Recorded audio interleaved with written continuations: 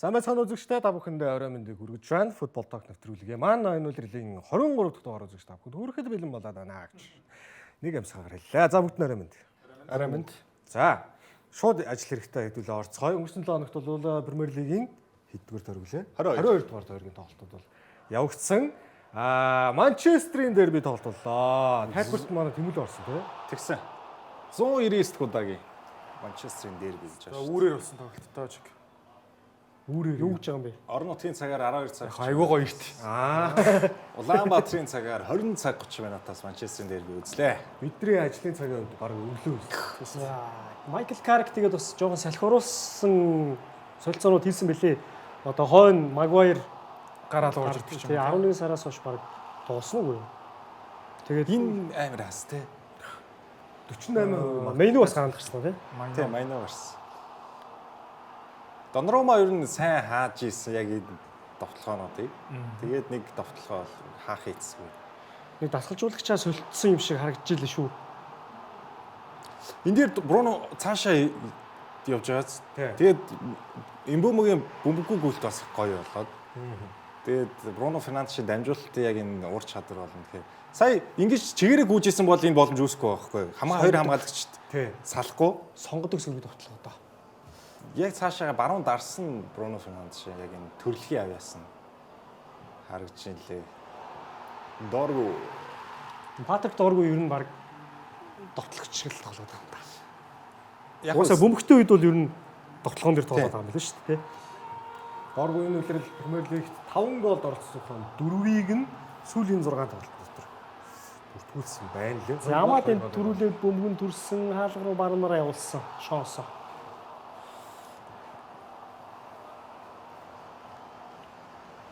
Доноромо ер нь гой хаалт хийгийг бол энэ хөвшөө олон голоор бараг дууссан. энэ дээр Көни орж ирээд удаагүй Маунт дүнгэж орж ирээд ихний довтлоо. Ихний үрэлтээрээ гоолцсон. Гэхдээ бас л асуудал гарч ирсэн. Утангоос чи хэдэн гол хураацсан бай бараг 3 гол. Тэгээд United фэнүүд чинь 5 тэгээр хожлоо гэсэн шүү дээ. Энэ Бруногийн нэг отонгоос тооцоолаагүй гол нь харагдсангүй тий. Эхний хагас чи үлээ Амад Диалло нэг хийгээд тооцоогүй. Бруно Фернандеш. Бруно хийгээд тооцоогүй. Юун дээр за ярихынхаа өмнө эхлээ хэлчихье. Манай Тэмүүлэн бол Премьер лигээс ямар нэгэн баг дэмждэггүй. Энэ хүн бол Испаниас баг дэмждэг хүн. Премьер лигийн энэ багууд хоорондоо яах нь үндэ нэг хамаагүй. Гэхдээ тайлбарлахад бол их оронтой байсан баг. Ялангуяа одоо Манчестер Юнайтед сүүлийн жилүүдэд жил заах баг хэдэн жил 3 жил 4 жил их таархан байжгаад одоо цагийн хамгийн хүчрхэг багуудын нэг Манчестер Ситигийн эсрэг ийм айхаартай тоглолтыг үзүүлэхэд нөгөө нэг яалтч нэг Монгол хүний юу байдаг штэ цаанаасаа ядарсны арай нэг хэцүү байгаа арай юу сул байгаагийн дээшээ дэмждэг нэг зам байдаг да. За нэг Монгол хүний зам нь бол гарсан баг. Тайлбарлах урамтай байсан баг. Надад тийм занг бол гараагүй. Гэтэ яг урамтай байсны үед бол байсан. Яг тэгэхээр United-ийн нөгөө том баг гэдэг утгаар нь яг одоо тийм зан гарвал гарна. Яг тэгэхээр нөгөө Манчестер Юнайтед шиг том баг ойрын үед яг энэ тоглолтыг бид хараагүй шүү дээ. Ситигээс ялангуяа дерби тоглолтод бол одоо Сити энэ талбай дээр ирээд Манчестер Юнайтед талбай дээр Ситигээс 2 тоглолт дараалаад гол оруулж чадаагүй байсан. Тэгээд энэ 3 тоглолт дараалсан бол бүр одоо түүхэнд байхгүй ч лөө айхтар тийм үзүүлэлт болох байсан. Гэхдээ 2-1 гэдэг үр дүн гайхалтай ажилласан. Үнэхээр урамтай том багийн хувьд бол яг л том баг гэдгийг харуулсан юм тоглолт байсан. За Майкл Карикийн эхний дербигийн тоглолт гэдэг нь гоё. Тэгээд бас нэг зүйл нь энэ Манчестерийн бүх зүйл нь ерөнхийдөө ингээ бүрдчихлээ гэж миний харсан байхгүй. Тайминг гэдэг шиг цаг нь их гоё бүрдсэн. Юу гэхээр Магуайр одоо бэртэлтэй байсан өдрүүд байгаа. За яг тасчуулагч ашиглаагүй юм уу үед байгаа. Дээрэс нь Магуайртай хамт чинь хэн гарлаа? Лисандро Мартинес бас бэртэлтэй байсан шүү дээ. Тэгээ бэртэлтэй байж байгаа сүүлийн 2-3 тоглолт нь Лисандро ч 11 сарын сүүлээр л ирсэн. Тэгээд Магуайр гайгүй болчихсон. Тэгээд Брайан Эмбумо, Амад Диалло гэсэн хоёр тоглогч нь Мазрави ирээгүй. Нөгөө энэ хоёр тоглогч нь Африкийн цомоос ирчихэж байгаа. Яг гоё таймингийн хувьд бол их гоё таарсан. Тэгээд шинэ дасгалжуулагч ирээд тэгээд хамгийн гоё зүйл нь Коби Майног авч ирсэн. Шууд гараад Амарын чи сүүлдээ 11 сараас хойш ашиглахгүй дандаа сэлгээгээр нэг 12 минут гаргаадсан байхгүй. Амад Диалло гаргаж ирээд Касемирото тэгээд нөгөө бид нар яриад байдаг байсан шүү дээ. Би бас ингээл тайлбар хөтөлбөр дээр их ярьдаг байсан. Тэр Бруно Фернандес шиг 10 дээрээ тоглуулж бол яг гоё байна. Нөгөө хоёр тавьсан жарахаа шиг яг нээлттэй тэр тоглолтоо яг энэ тоглолт гарч байгаа. Бруно Фернандес бол 100% бүх юмыг одоо Бруно Фернандес шал бүх товтлогоо дамжиж байгаа, бөмбөг дамжиж байгаа, товтлогооны тэр гоолын дамжуулалт бол яг л Бруно Фернандес шал дамжижсэн. За нөгөө тал Ситигийн талаас харахад Макс Аллайн гээд 20 настай. Санвиг төвд гаргаж байгаа юм. Барон Дрико Льюис зүүнд Наснак гээд 20 настай 3 хамгаалагчтай Манчестер дербид бол ер нь одоо баг оролцож үзээгүй хамтдаа ч гарч Премьер лигт тоглож үзээгүй 3 хамгаалагч гарахаас өөр аргагүй. Яг хоо нэг өөрчлөлтийг хийхээр байсан. Гэхдээ энэ гурыг бол ерөнхийдөө гарахаас өөр аргагүй байсан. Рубен Диашийн бэртэлтэй тоглогчдын Гвардиолын бэртэл гэмтэлтэй холбоотой байсан. Тэгээд Ситигийн чинь артлын хамгаалалт бол юм тааруу байж таарлаа. Нөгөө талд Юнайтедийн хувьд бол бас гоё тоглолтыг бол үнэхээр гарч чадсан. Ялангуяа тэр хамгаалтын өөрчлөлт бол энэ тоглолтыг бас өөрчилсөн гэж харж байна. Тэгээд яг зүгээр ингээд тоглолтын дараах гаргаж ирсэн статистик үзүүлэлтийг харахаар довтлогоо бол бүр үнэхээр аимшигтай байсан дүр зураг бол харагдчихлээ. Нөгөө талдаа Манчестер Ситиг ялангуяа ойрын хэдэн тоглолтууд дээр ийм байгааг нь бол ийм одоо таархан эсрэг багаа ингэж их довтлуулсан өөрөөсөө одоо за бүр ингээд баг нэг тойруулахгүй шулуух хэлж дээрлэхүүлсэн ийм тоглолтыг бол ойрын хэдэн жилийн хугацаанд бол хэд жил ч байх бай за бас тоглолтууд байсан байсан. Гэхдээ хэвлхийг бол нэг ойр хараагүй. Угаасаа нөгөө тоглолтын дараах ярилцлаган дээр хэлжлээ л дээ. Одоо нэг хожигдсон шалтгаанаа. Ингээд манад United байсан юм манад ингээд дутагдж байна гэдэг. Яг гоо шууд ингээд хамгаалт гэж бол хэлэхгүй л байгаа юм л да. Нэгсэндээ ер нь хамгаалт гэдгийг бол арай жоохон тойрогоор хэлчих шиг байна. Тэгээд саяны Тэмүүлэн гэлсэн дээр яг нэмээд ярихад хойно бол ерөөс ингээд тоглох хөнгө болчиход байгаа байхгүй тий. Одоо тэр зээлээр явуулсан байсан тоглогч өөртөл ингээд дуудаж ирээ тоглуулж байна. Хусанов бол ер нь үлрэлийг нахс баг гараагүй шахуу. Тэгээд сая ямар сайн Маркийг давлаа тий. Гвардиолын үлрэлчтэй баг дуусчихад байгаа болов.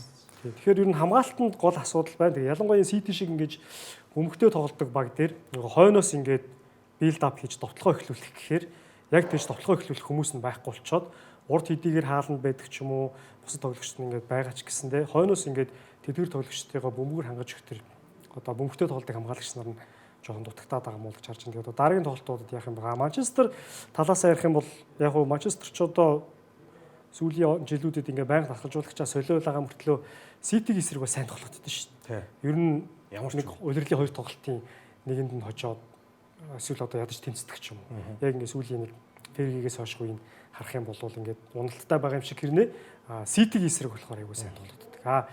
Карк яаж өөрчилсөн бэ гэхээр яг сая бол ингээд гарааны бүрэлдэхүүн дээр Магуайрыг оруулж ирж байна. За Лисандро энэ хоёр их айтайхан тоглож байна. Яг хамгаалтанд ингээд 4-4-2-оор дооргүй одоо жишээ нь зүүн зүгүүрийн хамгаалагчаар ингээд хамгаалж байгаа. Тэгээд Тэмүүлэн гэлсэнчлэн Фернандеш ингээд тоглогчийн ягаар тоглоод ирэхээр ер нь яг энэ 4-2-3-1 гэсэн байрлалаараа цаашаа тоглох юм бол бас аврагуудын лигийг ирэх авч болохгүй л харагдаж байна. Тийм 4-2-3-1 гэж хувилбартаа гарцсан. Карки ер нь бол өөрөх нь хамгийн их ашигладаг сонгодог хувилбар. Тэгээд яг тоглолтыг нь ингээд үзээд өмнөх Амрамын үеэс юу өөрчлөгдсөн бэ гэж харахаар яг ингээд тоглолт урсгалаараа ингээд явж байгаа үед нэг Амрамын суулгасан зүйлсүүд айгүй харагдаад байна л та. Амрам ч одоо уртлын тоглогчид нэлээд идэвхтэй шахдаг болсон. Тэгээ прессингийг бол их сайн ашиглаж тоглодог байсан. Тэгээд яг тэр нэг Амрамын суулгасан хүйлийн өмбөгөөс эхлэлтэй зүйлүүд бол их харагдчихсан. Тэгээд яг хөө мэдээж формашны үед ингээд өөрчлөлт орсон. Гэхдээ тэр Амрамын одоо энэ багт үлдээсэн өв гэх юм уу те. Энэ багт одоо суулгасан тэр системний ингээд хэсэгхэн зүйлүүд ингээд харагдаад тэдэр нь ингээд амжилттай болоод байгаа хэрэг. Карик ирээд хамгийн гол нь зөвөр юу өөрчлөсөн бэ гэхээр тоглогчдын мэдээж сэтгүүтэй амар сайн ажиллаж чадсан баг. Одоо хэдүүлээ арай жоохон өөр үзье те. Байрлал хэвд ингэж байна. За тэгээд одоо арай өмнөх тусгалжуулагчтайгаа ойлголцохгүй байсан тоглогч нар тэтгэл хүлээлгэж байна. Зарим нэг тоглогчдыг шууд зөрөгтэй гарааны бүрэлдэхүүнлөөр оруулж иж гэх зэрэг. Ер нь бол хувьцаал хүрээний уур амьсгалыг аягүй гоё ойлгоод бүх тоглогчдын ер нь бол өөртөө итгэлийн нэмэгдүүлээд тэгээд нэг юм багийн дотоод уур амьсгалыг маш гоё эрэг болгож өөрчилснөөр одоо тэр талбай дээр тоглолтод илүү өөрчлөлт харагдсан боловч чинь. Тэгэхээс нэг 3-4-3-ыг 4-2-3-1 болголоо. Ингээд нэг тоглолтын дээр ингээд шууд өөрчлөлт харагдах зүйл бол биш. Ер нь л яг л Амрамын хөлбөмбөг төрчтэй л явдгаараа явсан. Зүгээр тоглолтын сэтгэл зүй маш гойсон. Ситигийн хувьд бол саяны нэг хамгаалагчны бүрэлдэхүүн дутуу байгаа энэ асуудлыг бол Гвардиола энэ тоглолтод хамгаалтын шугам маань нэлээд наашин татаж өндөр болгосон. Улмаар ард нь их том зай үүсээд байсан. Тэр зайн дээрээс нь сөрөг довтлогоноос тэр Бруногийн гой дамжуултуудаар ингээд тоглогч нараас суллуулаадсэн ч гэсэн тэр нэг отонгийн шахалт нь бол амжилттай болчихсон л та. Марди Отонгоос бол 2-3 гол бол тооцоолаагүй. Тэгээд эрсдэл хүлээсэн. Гэхдээ тэр чинийгээрээ өөрөөсөө одоо хохирлоо амссан ч гэдэг юм те. Ер нь энэ үлрэл Ситигийн хамгаалалт бол тэгж айхтар яг энэ тоглолт шиг тэгж өндөр хамгаалтын шугамтай бол байгаагүй. Энэ тоглолтод бол бүр онцгой ер нь бол эрсдлээ хүлээе гэж гарчсан бол харагдчихсан л та. Яг тэр өндөр хамгаалтын шугамтай байгаагийн шалтгаан юу байсан? Карик ерөнхийдөө бөмбөгөөг бол Ситид өгсөн байхгүй. Сити ардаа бол бөмбөг эзэмшээд нөгөө хамгаалагчт нь ингээл тойруулаад дамжуулдаг шүү дээ. Тэгэж чадаадсан. Дундын шугамд ерөөсөө бөмбөг эзэмшиж чадаагүй. Тэгээд хамгаалагчт нь урагшаа орж ирээд яг нэг төвгийн дамжуулалтуудыг өгөөд Каркивд бол 4-4-2-оор яг ингэж Мидсброд багтаа шүү дээ. Тэгж хамгаалт юм л. Тэгээд довтлооны үедээ 3 хамгаалагч үлдээд нөгөө 5 хас хамгаалагчтай болоод яг дундын шугамд илүүрхтэй. Дорг урагшлаа. Карик чи яг өөрөө нөгөө хас хамгаалагч. Тий. Тэгээ ер нь дундын шугамд айгүй тийм ач холбогдол өгдөд тасчуулагч харагдсан. Яг энэ дээр бас хоошоо татж агаад тэгээ сөрөг довтлоо хийсэн. Энэ үлрэлт хамгийн олон сөрөг довтлоогоо хийсэн тоглолтод Юнайтед энэ баггүй. 5 сөрөг довтлоо хийсэн. Тэгээд спринт хийсэн яг энэ хурд авсан тоогоор Диалло тэргүүлсэн байл шүү дээ. Тэгээд Диалло тэргүүлээд эхний 5 тоглогчийг харсан чинь бүгдээр баг Юнайтед байсан. Нэг нь л хин байла. Хусаано төвийн хамгаалагч нь спринт хийсэн тоогоор энэ 5-д явж байгаа шүү дээ. Ганцхан. Тэгээд бусд нь тийм хоошоо тийм бусд нь 4 нь тэгээд энэ тоглолтод яалтчгүй нөгөө нэг ийм шин тасалжуулагчийн тоглогчид ирэхээр бас шин тасалжуулагчтай сэргэгдэн шүү дээ. Нийслэл зүүн. Дээрэс нь Бруно Фернандеш айгүй их гоё гүйж тоглосон. Хамгаалтанд ч сайн тусалж тоглосон. Яг гэхээр тоглолтын төгсгөлд Бруно Фернандеш баг өөрөө ингээд болио сууя гэсэн байна. Би та гураас нэг асуух уу. Саяны яг тоглолтын дээр Манчестер Юнайтед үнэхээр сайн тоглосон юм уу? Эсвэл Сити муу тоглосон юм уу? Одоо Юнайтедийн зарим фэнүүд бол тэгж яриад байгаа байхгүй. За манайх айгуул дараагийн тойрогт. За яг Арсеналтай тий. Эсвэл тэрний дараа нэг сонирн багт хожигдчихэн дөө гэдэг ч юм. Сити муу байсан уу? Юнайтед сайн байсан. Би яг уу яг бүтэн үтсэн гэж хэлэхгүй л дээ энэ тоглолтыг бас ажилтай байсан. Гэхдээ эргээд ингээд жоо уртан тоймыг харахад бол баг надад Юнайтед сайн тоглосон санагдсан. Сити муу тоглосон гэхээс илүү. Одоо Сити дээр яг гэж нэхэр Сити дээр сэлгээнийх нь бүрэлдэхүүнд байгаа академи хүүхэд гарч ирсэн ч Пепи систем суудсан хүүхэд гарч ирдэг шүү дээ. Ингээд тоглолтын арга барил одоо шууд дунд нь ороод хин ялагдахгүй тоглоо явчихдаг. Тэнгүүт яг Юнайтедийн яг энэ тоглолтын дээр болохоор Юнайтед нь бол надад илүү тоглосон санагдсан. Тийм. Би бол яг 70-30 таа гэж шилнэ. Яг тэгэхээр Юнайтед сайн талдаа сайн талдаа 70 байгаа. Яг энэ тоглолт явд шүү дээ. 30 нь юу ихээр Ситигийн би түрүү хэлсэн нөгөө таймингийн асуудал нь бас хамгаалагч нь бэрхтэлтэй. Тэгээд дээрэс нь би 30% нь нэг сонирхолтой юм байгаа нь Пепиг яагаад ийм гараа гаргасан би бас гайхсан. Яг тэгэхээр Тижани Рейндерс, Ран Ширки гэсэн хоёр тоглогчоо сэлгэн суулгасан. Үүний формын хувьд бол хамгийн гоё байсан хоёр шүү дээ. Рейндерсийн хувьд бол бүр гоолтой. Ширкитэй ч хамт тусгийн орж ирлээ. Тэгээд нөгөө хамгаалагч орж ирсэн шүү дээ. Тэгээд энэ хоёр чинь сэлгийн суудлын Орайли орж ирсэн. Ника Орайли. Тэр их хоёулаа уг нь гарааных шүү дээ. Тэгээд гайхаад энэ гарааны бүрэлдэхүүнд ер нь хамгаалтаас нөгөө довтлогоо build up хийдэг тэр тоглогчд нь довтлогоо эхлүүлдэг тэр тоглогчд үнэхээр дутагдж ирсэн. Ситигээс. Хааланд баг бөмбөг ирээгүй шүү дээ. Тийм байлээ. Торгуулийн талбай дотор бөмбөг очоогүй. Тэгэхээр Бернардо Силва хин хоёрыг гаргасан л да. Фил Фоден тэгэл тэр хоёр бол яг болоог л. Яг Фил Фоден Манчестер дерби сайн тоглолт гэсэн. Үн формууд бол тэр хоёр Ширки Рейндерс юм. Чи сүүлд юу лээ? Дербид Ситигээс оруулсан 16 голын 14-ийг нь Фил Фоден юм ярилэг хоолой хийсэн байсан шүү дээ. Тэгээд хамт хэтрик хийж барьдаг системээр хийж мөн. Манчестерийн дерби гэсэн юг харцгаая. Сүүлийн Премьер лигийн хүрээнд биш ээ. Энд чинь Премьер лиг ч биш. Бүх тэмцээний хүрээнд хоорондоо хийсэн тоглолтын үр дүнг харсан чинь сүүлийн 6 тоглолтын дотроо Манчестер Юнайтед ерөөдөө ганцхан ялагдсан 3 удаа хожсон нэгэнд нь яг торгуулийн цохилтоо community юм тий. Community дээр торгуулийн цохилтоор ялагдсан. Гэхдээ үндсэн цагт бол нэг харьцаатай тэнцэж тоглолт бол өндөрлсөн байж ах жишээлбэл. Тэгэхээр ер нь түрүүний одоогийн хэлдэг яг энэ дерби дээр Манчестер Юнайтед бол яаж ч явсан байла сайн тоглолтыг үзүүлдэг. Энэс урагшлах юм бол ч гэсэн ер нь бол энийг ялгаагүй л хэлээ. Өгөө аваатай 50-50 тал. Тий. 16 оноос Пеп ирсэн гэдэг чи одоо нэг талд нь ингээд 40 олон тасгаж уулагч солигдож байгаа мөртлөө Юнайтед бол Сити эсрэг үр дүнгууд аваалга. Би зүгээр яг хэвлээ дөрүлээ сая ингээ яриа суулсан нэг асуулт ургаж гарч ирж байна л та. Тэр нь болохоор ямар асуулт вэ гэхээр Манчестер Юнайтедыг яг Манчестер Юнайтед байх үед нь байсан тоглогч энэ багийг удирдах нэг өөр юм шиг санагдчих. Жишээ нь одоо ингээд Сэр Алекс Фергюснийг явсан 13 онд ажиллаа өгснөөс хойш дасгалжуулагч нарыг бодохоор дандаа энэ дэндээс ирсэн. Дандаа өөр багуудад ажиллаж байгаад хизээч Манчестер Юнайтед тоглож байгаа үг ч гэдэг юм уу эсвэл Дэвид Мойсоос эхлэлээ. Дэвид Мойсоос эхлээд хашаа бодохоор ганцхан юу нэг сүүлшэр байна. Тэгээд одоо Майкл Карик. Дунд нь нэг Руд Ван Нистелройг 2 3 тоглолтод төлөвлөхдөө бас нэг 2 очиж нэг тэнцэж байлаа тий. Тэнгүүд яг Алекс Фергюсны удирдлагад ор байсан тоглогч нар ирэхээрээ одоо ингээ бүх яг тэр Дэвид Мойсоос хоошоо засгалжуулагч нарыг харьцуулахаар Морини хамгийн сайн нь. Тэгээд сүүлшрийн үзүүлэлт орж ирдэг шүү дээ. Бусдууд нь бол ерөөсөө байхгүй тэр хоошоо. Өөр хоошоо. Тэгэхээр бас United-ийн Алекс Фергюсныг байх үед тоглогч байсан хүмүүс засгалжуулагч ихээр яг нөгөө нэг тийм Алекс Фергюсны легаси байгаа шүү дээ. Тэрийг мэддэг хүмүүсийн ноцойлохоор бас арай өөр удирдах ч юм уу те. Энэ багч нь ийм байх ёстой маа дүүнраа гэд хэлчих хүн бас ирж байгаа юм болов уу гэж зүгээр уянгалж бодоход тийм байна. Тийм Рүүни бас яг наадах чи хэлж илээ. Яг нөгөө United гэсэн баг Рүүнитэй санаад авцчих. Уул амар гоё гараад бисээ бодоод ургуулж байгаа гэдэг. Нөгөө багийн ДНХ-ийг хамгийн сайн мэддэг. Тэгээ одоо жишээ ингээл Барса дээр Чави ирлээ гэж бодоход л тийм шүү дээ. Харин одоо маш олон жил тоглолцсон хүн хуцайлах өрөөнд бол нэгэнд хүлэн зөвшөөрч. За тэнгуут Реал Мадридд Чави Алонсо ирэнгүүт бас сая яагаад болсонгүй гэдэг ч юм уу. Яг одоо тэгээ том толгойтой тоглогч нар бас байсан л баг л та. Каркиг бол Рүүни яг тэгж хэлж илээ л те. Яг United-ийн ДНХ-ийг сайн мэддэг. Тэгээ дээрээс нь би бол сүүлийн хэдэн жил United-ийн ийм тоглолтыг бол хараагүй юм байна гэж хэлж илээ. Тэгээ Фергюсон хүртэл ингээд энийг заалгадагшаад босоо зогсож байгааг хараагүй бид нар айгу удсан байл шүү дээ. Майкл Карик тэгээд гоё мөчтэй. Тэр бүр гоё юм шиг. Юу Кертегер хийдэг үетэйгээ харьцуулбал бас туршлагачсан байна те. Ер нь бол бас дасгалжуулагчийн уур ухаан тэр өмнөх үетэй харьцуулбал өөрөө нэлээд нэмэгдсэн байна. Тэгээд хамгийн гол нь өөрөө Карик энэ ажлыг хүсч авсан гэдэг утгаараа бас онцлогтой. Яг тухайн үед чинь бол багийн туслах дасгалжуулагчдын бүрэлдэхүүнд байжгаад сүүлшир яваад гал намжих зорилгоор л тухайн үед дөнгөж хальт аваад болж ирсэн шүү дээ. Одоо болохоор өөрөө энэ ажлыг хүсэж өөрөө би нэг өөрийгөө батлан харуулчих гэдэг тэр нэг амбиц нь байгаад ирж байгаа болохоор ингээд өмнөх үеэсээ ингээд арай ялгаатайгаа байна л да. Туршлагдсан байл. Энэ тоглолтын дээр нэг эргэлтийн цэг байж болохоор мөч байсан.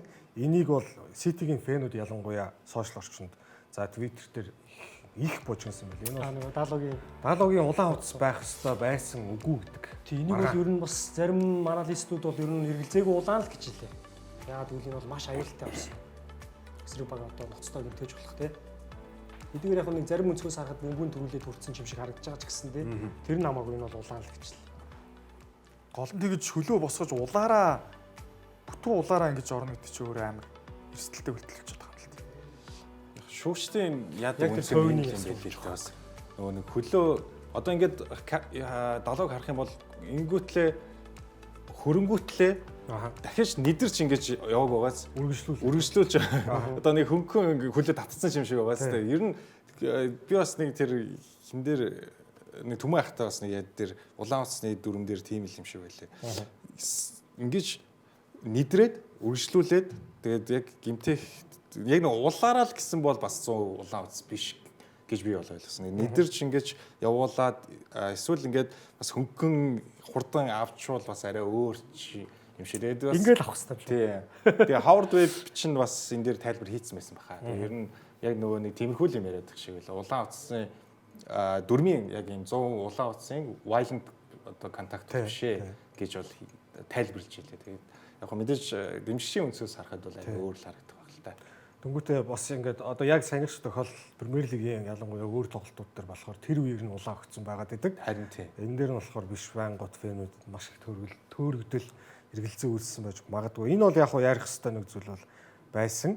За дараагийн тоглолт руугаа шилжиж. Дараагийн тоглолт бол Anfield цэнгэлт хүрээлэнд Ливерпул Бurnley-гийн тоглолт байлаа. За ер нь бол энэ тоглолтод Ливерпул хожих хэвээр. Өссөн шүү дээ. Яриа л хоноо алдаад байна. Энд чинь баг өмнөний өмнөх 3 тоглолтонд дараалал тэнцсэн тийм. Cody Gakpo. Энэ уг тоглолтыг эргүүлчих байсан дөө. Энэ л ер нь тоглолтыг эргүүлсэн дээ. Тийм бах тий. Тэгсэн. Эний хийсэн бол нь баг 3 4 тэгч байх байсан бах шүү. Арай л гэхдээ энэ байрнаас ингэж за байрнаас ч явах нэг хол бүхгүйгээр хүчтэй зөгч байгаа шүү. Тэгээ субслайд гэдэг нь өдөртний ихнээс гэдэг шиг цогцолт ихнээс сонголт байлуу. Субслайд. Угасаал ихнээс сонголт байгаа лу. Салах гихнийх тэгээд хин байд юм бэ хоёр дахь нь юм. Баг субслайд. Салах байх учраас субслайд зөгч байгаа. Вирц уг нь сайн даа. За эхнийг бол орсон. 42 дээр болж байгаа. Ливеркузенд бол баг Вирц нэг байдаг гэсэн шүү дээ. Тий. За Вирц сүүлийн тоглолтууд бол яг Вирц гэж хин юм бэ гэдгийг өстө харуулж За энийг ёстой байрнаас гэж юм да. Гой зөксөн. тоглолт болгонд л ер нь гол оролцож байна да тий. Яа энэ дамжуулалтын тийм хаалтай. Нэг 120 сая хүн ч одоо Ийм байна юм те. яа. Яг нэг голд оролцоогүй л болохоос Тийм. үн нэг аюул лсэн шүү дээ Вирц. Ялангуяа нөгөө шанс креатив гэдэг юмар бол Бруно Фернандеш стайл үзчихсэн шүү дээ. За энэ ч нөгөө спортинг дэж байгаад ирсэн. Эдвард Сэд Тоттенхэм тийм. Нэгэн жилийн аврагын лигт Тоттенхэм эсрэг гол тавьж ил. Энд чинь баг жилийн дараа гол оруулж байгаа юм гинэ. Энэ өдрөд ерөөсө голдаг байсан юм лээ. За энэ мэтчил ингээд нэг тийм азгүй юм зөндөө байсан юм Ливерпулд. Яг яг шоглоо тоглолтын зөгцсөн байлгүй хэд зөгцсөн байл. 32 мөрөөс баг. Агуулгыг харахаар айгуу гоё байгаад идэг. Тэгээд үр дүн байхгүй болохоор одоо жишээ нь Ливерпулийн фанатууд энэ тоглолтод одоо сэтгэл хангалуун байгаа мó эсвэл одоо нэг гээд унаалтцсан учраас нөгөө л слотыг халах хэрэгтэй гэдгээ ярьж байна. Энд 50 тавилах шүү л тээ. Хангалуун бус байгаа л юм шүү. Тэгээд нөгөө Тоглолтнууд нь гоё байгаад байгаа. тийм юунуудаа яаж яах тийм доош тийш дэвч гарсан багууд дээр тэнцээд байгаа тийм. Тэгээд дээрэс нь яг хоо би бодож байгаа нь энэ 60-аас хойшод нь Ливерпул гол халтгаал болчихлоо энэ хожиж байгаа байна. Энэ дээр ч гэсэн зүгээр 65 дээр алдаж байгаа. Тэгээд тоглолтын төгсгөлд за тэрнийг алдаагүй байсан бол тэгэл нэг тэгээрээ хожиж таарна шүү дээ. Клин шит хийчих юм бол халуундаг гол олдог. Тэгээд ерөөсө клин шит хийж чадахгүй байгаа тийм. Ливерпул Юнайтед хоёр. Юнайтед сая хийгээд нэг энэ үлрэлийн 3 дахь клин шит хийж. Ливерпул харин өнгөрсөн үлрэлүүдээ бодвол Ван Дайк Конатегийн хамгаалалт яалтч үнийг юу болчих.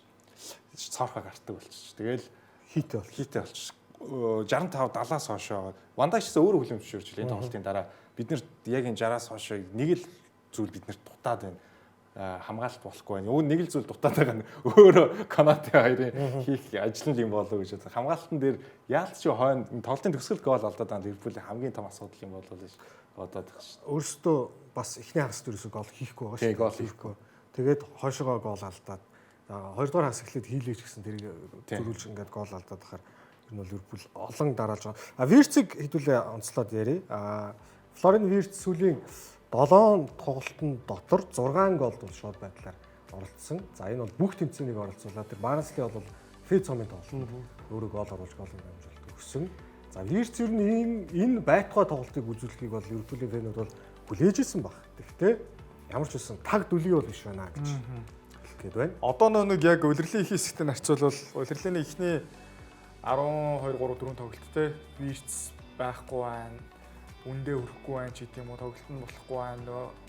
Өндрүүнтэй тоглолч маань хайчваа гэдэг яриадсан тэр шүүмжлүүд намжаад ирлээ л тээ. Бусад одоо ингээд тасалжуулж штий хойлоо солиоч юм ингээд бусад вайрал болж байгаа сэдвүүд ургаж гарч ирээд маа Вирцийн одоо чихэн халууцгаа полиот хийсэн чинь манай өстой нэг хүлээсэн тайлагдсан юм шиг те. Өөрт нь ч гэсэн их амар ах шиг байна. Тэгээд ер нь бол бас нэгдүгürt Английн хөлбөмбөгт дасгалаас хуцаа шаарддаг чинь хоёрдугаарт тэр Германы хөлбөмбөгт байхааргүй тийм хэмжээний тэр хэвлэл мэдээллийн бөмбөгдөлтийг бас манер одоо ер нь за энэ ер нь ийм угаасаа л ийм юм байна те. Ер нь хэвийн зүйл юм байна гэж хүлээж авч эхэлж байгаа шиг байна. Вирц чинь тэгээд залуу төлөвчтэй. Саяхнаас л тодорсон тэгээд тэр Катарт цогцсон дэлхийн аварга шалралт тэмцээний өмнө бол дөнгөж тодорч гарч ирчихсэн. Тэгээд Катар руу явна гэж жагаад өөрөө хөлөө угалцсан шүү дээ. Тэгээд урт хугацааны бэртлээсээ эргэж ирээд тэгээд 23-аас 24 оны үлрэллөө те Ливеркузений тэр төрүүлдэг жил ер нь бол өөрийгөө бол яг жинхэнэ суперстаар болсон гэдгийг батлаад ингээд өнгөрсөн зам бол ирж байгаа. Ийм л тамирч. Ер нь бол карьерийн хувьд бол саяхнаас дөнгөж баг сая Реал бол гэж ярьж ирсэн шүү дээ. Тийм. Тэгэхээр ер нь бол харьцангуй залуу тоглогч. Тэгээд ийм залуу дээр тодорж гарч ирээд ингээд лиг шилжсэн, том багт ирсэн, том лигт ирсэн. Арай нэг дархлаа суугаагүй байж байгаад ирсэн чинь ингээд хэсэг нүдүүлж байгаа паниктаад одоо ингээд тэр нэг хэвлэл мэдээллийн тэр намжаад ирсэн чинь гойлчих жоохгүй би тэгээд. Вирц чи тоглогч талбайд ер нь багт байна гэдэг аюу гоё юм байна л та. Ягаад гэвэл сая ярлаа шүү дээ. Арсеналын эсрэг тэг тэнцтэй тоглолт Вирцийг урд 9-8 таа гарч ирсэн. Барнслиг эсрэг тоглолтын дээр чинь сэлгээр орж ирлээ. Тэрний өмнө нэг тоглолтод чинь 10 дээр тоглосон байхгүй. Тэгээд зүүн тоглосон юм. Ингээд 4 тоглолт дараалаад саяны энэ тоглолт дээр баруунд гарч ирж байгаа. Гараанд 4 тоглолт дараалаад өөр байдалд ингээд. Одоо энэ 4-2-3-1-ийн уртлын тэр 3-1-ийн одоо альж байранд дөрвөн байрлалээ аль нь ч тоглож болохоор. Тэр нэг 10 сар 11 сард Вирцийг бүр ингээд сэлгэнээс дандаа тоглууладсан шүү дээ тий. Тэгсэн чинь Салах Африкийн зам руу яваал, Икитике гэмтэл, Исак гэмтэл, Гакпоч гэмтэл. Тэгэл угаасаа хүчээр Вирцийг гаргаж байгаа хөөхгүй. Тэгээ Вирцийг эхлээд бол зүүнд гаргажсэн тий. Тэгээд 10 руу оруулаад, баруун руу оруулаад ингээд ямар универсал тоглогч вэ гэдгийг харуулжлаа л та. Вирц тэгээ одоо бодохоор Пеп Гвардиолагийн удиржсэн Сити дотор Жереми Доку орж ирэнгүүт тэс өөр нэг тийм өнгө аяс орж ирж байгаа хэрэгцээ. Тэгвэл Ливерпулийн ихтер ч гэсэн Вирчиг тоглогч орж ирэхээр бас нэг шал өөр өнгө аяс бол мэдрүүлж байна л да. Одоо саяны тоглолтын дээр ч гэсэн сая олдож байгаа боломж цогч байгаа тэр үүсгэж байгаа 3 хамгаалагчийн дундуур гарч ирж байгаа тэр бол тэс үр. Ливерпулийн нэг таагүй зүйл бол байна. Тэрний юу гэхээр Ливерпул энэ жил шинээр дэвшиж гарч ирсэн багуудын эсрэг талбай дээр 3 тоглохтой 3-нд тэнцвчлээ. Энэ бол тийм цомоо хамгаалж байгаа багийн хувьд бол тийм сайн зүйл бол биш. Биш ч яг энэ бол Премьер лигийн түүхэнд хамгийн анхны тохиолдол юм байна. Удирдлыг авраг баг дараа удирдалтаа шинээр дэвшсэн 3 багийн эсрэг талбайдаа 3-нд нь хожиж чадаагүй анхны тохиолдол болсон. Тэгэл нөгөө гол алдсан Сандерландын эсрэг тэргүүлж ирсэн гэж. Лидсийн эсрэг бас тэргүүлж чад тэр сүүлд нөгөө хин гол. Чи баг 2 дугаар 6 гол нурсан. Тий, 2 дугаар нөгөө тоглолтын Тикер 2 байх юм. Маа Япон голчтой шүү дээ. Тий. Наката. Танака. Үсгнүүд нь адилхан өгөөлөө. Жоо холчлоо. Тэгэл Бurnley-гээс яг л нөгөө тоглолтын төсөл гол алдаад байна. Төгсгөл хийж чадахгүй л байна. Сүүлийн 6-9 тоглолтоос 6-ад нь тэнцсэн. Тэрний өмнөх 36 тоглолт дотор 6 тэнцээ байсан. Одоо жишээ нь ингээд Сити за Герман Бундслиг дээр бас ажиллаад болохоор Байерныг мэдээд байна. Тэр Реал Барса ч гэдэг юм уу. Эдгээр ер нь бусад лигүүдийн топ багууд ч юм уу авраг хамгаалагчид чинь бүр нар үзүүлдэг шүү дээ. Дээшээ яг тухайн үйлрэлтэд дэвшиж гарчсан багууд эсрэг те.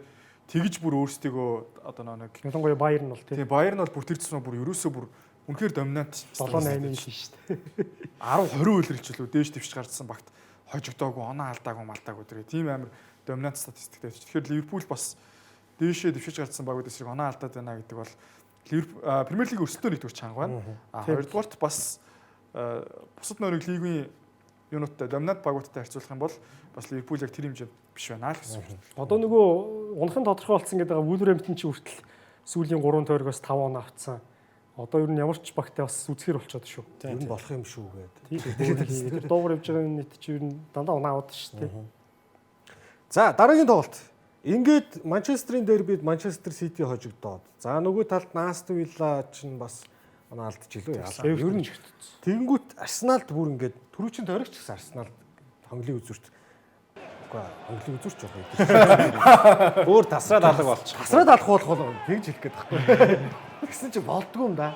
За энэ тоглолтын дээр нэг сонирхолтой нь яг Сакаг суулгасан байсан. Хоёрдугаарыг орж ирсэн. Тэгтэл ер нь яг тийм Арсеналын нэг тийм юу гэдэг чийсний нэг час хийсэн тоглоомнууд нэг л харагдаж өгөхгүй л байгаа. Жохо ядраад байна уу? Нэг эсрэг нэг гарч ирээ. Ягш нэг эсрэг хэцүү юм байна. Нэг л Ноттингемийн хамгаалтч бас нэгүүлтэй.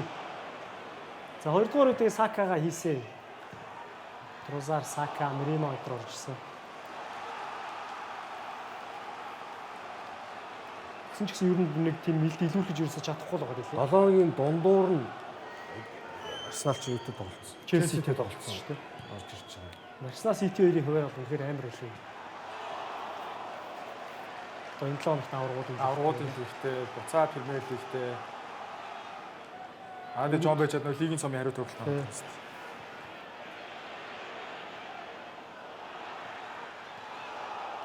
Арсенал дээр бол яг нэг Йокерс голтохгүй хэвээрээ л байгаа юм. Бөмбөнд ч их цөөхөн л үрж юм.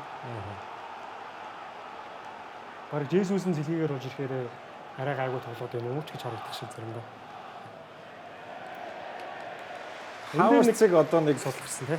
сэлгээ энтрээр оруулж ирэх байна. Тэгээ энэ тоглолтод бол сэлгээнд байсан гэхдээ оруулж ирээгүй. Тэгээ Хаварц Жесус энтер ороод ирвэл Йокерсыг бас суулгаж нэг үзүүл тий. Тэгэхгүй бол одоо гарааны эрхэнч баталгаатай өөрөө ч голдохгүй байгаа энэ үед бас нэг өрсөлдөөн байгаа шүү гэдэг харуулах хэрэгтэй байна. Мерино өрсөлдөд байгаа шүү дээ. Бараг Мерино илүү голдод байгаа шүү дээ. том тоглолтын дээр баг Мерино ч гарч Уг нь яг иймэрхүү зуурсан тоглолтын дээр бас нэг довтлогчд аваа гарчдаг Тий, байдаг тий, шүү дээ. Цэвэр 9 номер чинь бас нэг өөрийнхөө ур чадварч гэдэг юм уу нэг төсөөлөр аваа гарчдаг. Яг л бас голд тоглож байхгүй л байна. энэ юу одоо нэг хүсдэгтийн топ 4 багч ингээ сүүлийн 2 тойрог бүгдээрээ хоцсонгүй.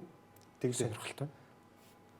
Юун дээр эхний хагалт Арсенал саяны тоглолтын дээр эхний хагас 8 удаа хаалга руу зөксөр нэг нь ч хаалга оноогүй байж тэнгүүтээ 2 тоорыг дараалаад бүр хуурай тэнцэжлээ.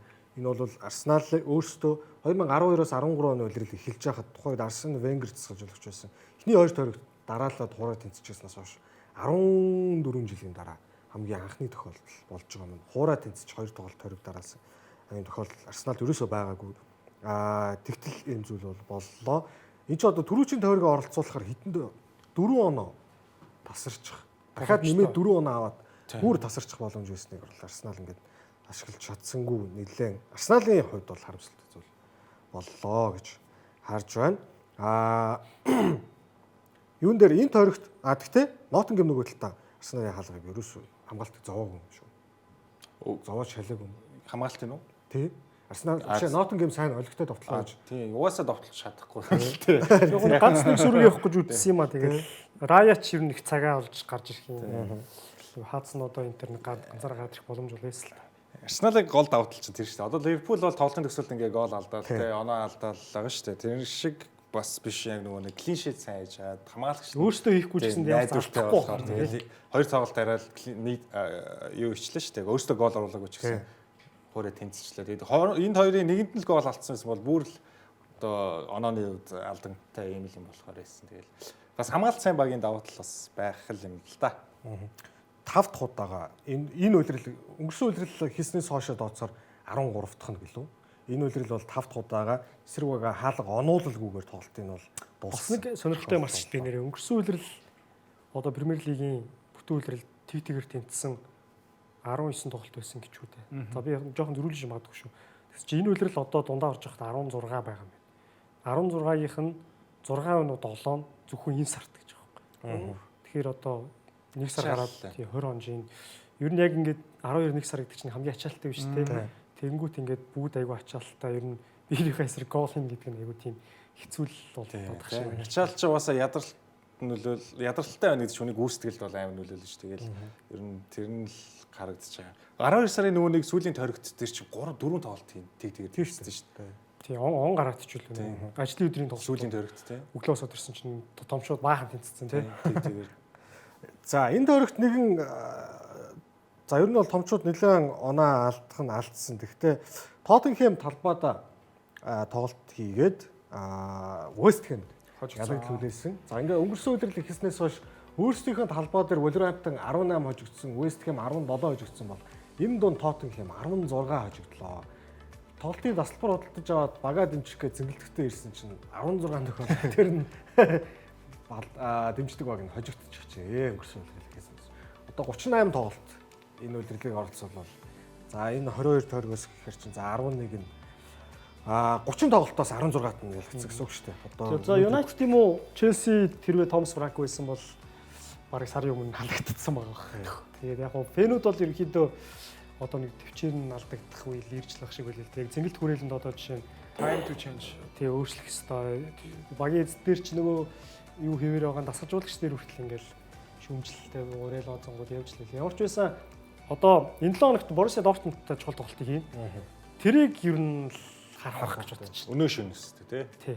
Гол нь аврагуудын лиг Тоттенхэм чинь бас сайн байгаа шүү дээ. 6 тоглоод бараг 4 очсон ч байна уу. 10 төлөө 11 төстэй. Тий. Бараг ихний 8 руу ч орох боломж байгаа. Сая тэгээд энэ Tottenham West Ham-ийн тоглолтын дээр их сони боллоо. Хоёр багийн хөгжөөд дэвшилт хоёр талаасаа хоёр лооцсон барьцсан.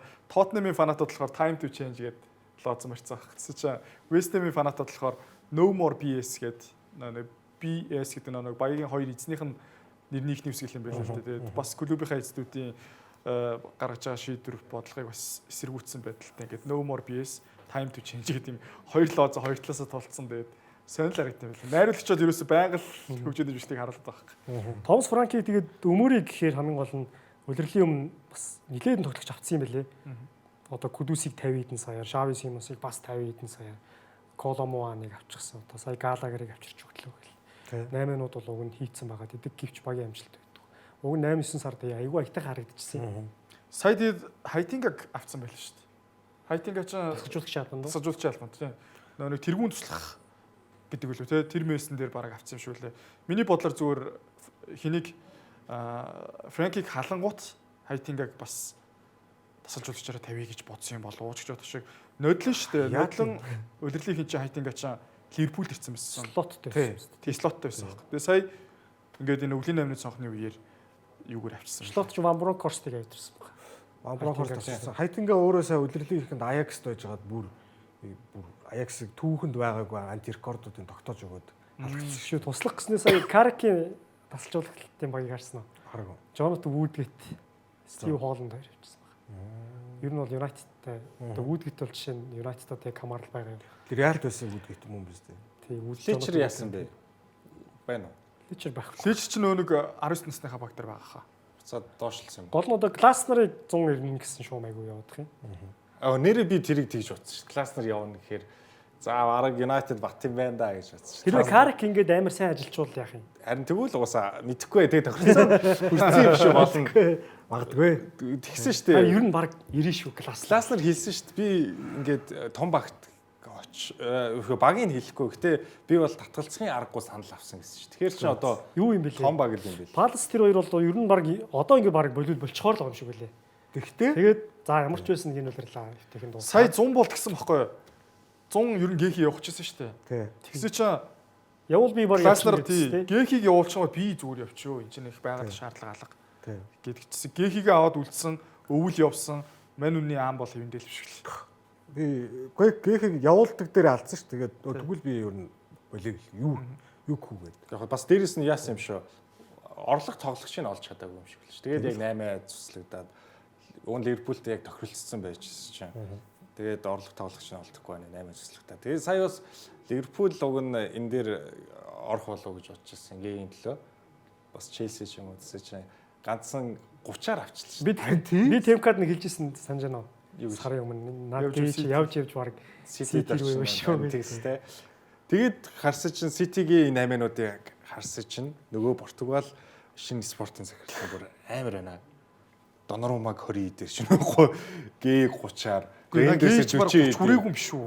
20 юм шүү. биш 20-оор тийм. Хин чинь Доноруумач 30 байсан. Энэ хоёр Гэрээ дуусч байгаа тоглогч 20 гэдэг чинь болж байгаа. тийм. Тэгээд энэ хоёрын солилцсон Доноруумач 30, Рейндерс ч 40 идчихлөө. Ширки ч бас 30 идтэй. Энэ нийлээл баг Вирцийн үн байгаа байхгүй юу? Нэрнгэсээ. Сүүлийн нэг жил давсан тоглогч гэсэн чинь нэг баг сэлгээтэй гэж хөөглөн шүү. Тэгээ нөгөө нэг Витер Рис энтрийг авсан шүү. Хусаано энтер чинь бас тийм 20. Нико Гонзалес байгаа шүү. Мармуш. Нико Гонзалес, Мармуш бүгд 30-д 20-д 40-д гэсэн байна. Өнгөрсөн үүлчин Сити 125 авсан шүү. 3 авсан. Харин тэгсэн. Тийм. Юунд Гэхийг сая 100 явбал хэдэр явж ирсэн юм. 50-60 маар. Ливерпул руу 60 хэдийн тохиролцоо. Тэгэхээр тэрийг санаад ямар энэ тавч гэж бодсон. Тэгээд тэр спортын захирлал үнэхээр мундаг ажиллаж байна. Уун мөнгөтэй баг шүү дээ. Тэгээд зодвол зодсон шүү. Тэгэхээр бас 8 л Бодохгүй тий. За 22 дугаар тойргийн үр дүн бусад тоглолтууд өчигдөр шөнө Брайтон Борнмут 1-1 харьцаатай тэнцсэн. Тоглолт дуусч хахад Брайтон нэг тэнцүүлж байгаа нэг оноо салгаж чадчихэ. За бусдаар бол за Арсенал тэнцсэн, Wolverhampton Newcastle-тай талбай дээр тэнцсэн. Астон Вилла болон тэр Ситигийн хожигдол дээр нь оноогоор илүү гарч байгаа. 3 оноо авч хожигдчихлоо. За ингэснээр 2018 оны 5 дугаар сараас хойш анх удаага Премьер лигийг тэргүүлж яваа 3 баг гуруулаа гол хийж чадсангүй. Энэ бол 8 жилийн дараа тохиолж байгаа тохиолдол. Арсенал, Манчестер Сити, Астон Вилла гуруулаа гол хийж чадаагүй юм. Бүгдээрээ ядарсан байна. Энэ харин үзүүлэлт бол цаашлаад бас их гарч ирэх байх шүү. Энэ Харин олон тоотой болц тоглолтын тоо нэмэгдсэн үед бол яг энэ сар бол энэ ачаал. Хавар гэхэд бүр л ядаргаанд орох нь ажилтдаг шүү. За тэгээ Эвертон ихний 10 орд миний Премьер лигээс өршөөлгүй унана гэжсэн баг маань 10 дугаар өрөнд явж байна. Эхний 3 бол ер нь нэг унахгүй хаа тий. Астон Вилла унах юм болов. Астон Вилла магадгүй байхаа. Би бол Ливерпул дээшээ авах гэж бодлоо. Юнайтед Баг 5 орчих байлгүй тий. 5 орч. Английн баг 5 удаа хэлэлт олж байгаа юм. United Chelsea хоёр шинэ тасалжуулагчтай багийн ялан дэше явах. Намаа хэлсэн гоёлох нэ. Нилээ олон Сандерлендийг доош оно гэж тест. Сандерленд чинь нэсрэл доош онохгүй. Юу бол үлдээсэ. Сандерланд талбайда би их ч унагч. нэг ялагт нэг Би бэлгүүдийг Эвертоныг 20 дугаар байранд тавьсныг санаж байна. Гавь Сандерланд гайгүй хаа. Би Сандерланд үлдээсэн. Тэрийг хизээш мартахгүй. Харин би 20 тавьсан. Чи эхний дугаар лөө, хоёр дахь дугаар лөө. Инхаах бараг унгасан баха Сандерланд. Би Сандерланд ч нэг 15 хавцаа тавьсан. Одоо нэрээ харсан чинь Премьер лигийн 20 баг дотроос яг одоогийн байдлаар 2 тоглолт дараалаад хоцсон нэг ч үг байхгүй юм лээ. Яг одоогийн байдлаар Яг одоогийн байдлаар сая 22 болон 21-р тойргийн тоглолтууд дотор дараалаад хоцсон баг одоогоор алга. Тэгэхээр Премьер лигийн өрсөлдөөн бол ямар айхтар вэ гэдгийг илтгэж буй байгаа буй. За ихний хэсэг өндөрлүүлье. Нэвтрүүлгийн ерөнхий ивент тэтгэгч Woo Home, нэвтрүүлгийн ивент тэтгэгч Skytel, нэвтрүүлгийн алтан ивент тэтгэгч Tiger Brand Исүү цан завсарлаад 2 дугаар хэсгээрээ за лигийн цом Copa del Rey Испани руу шилжих нь байна.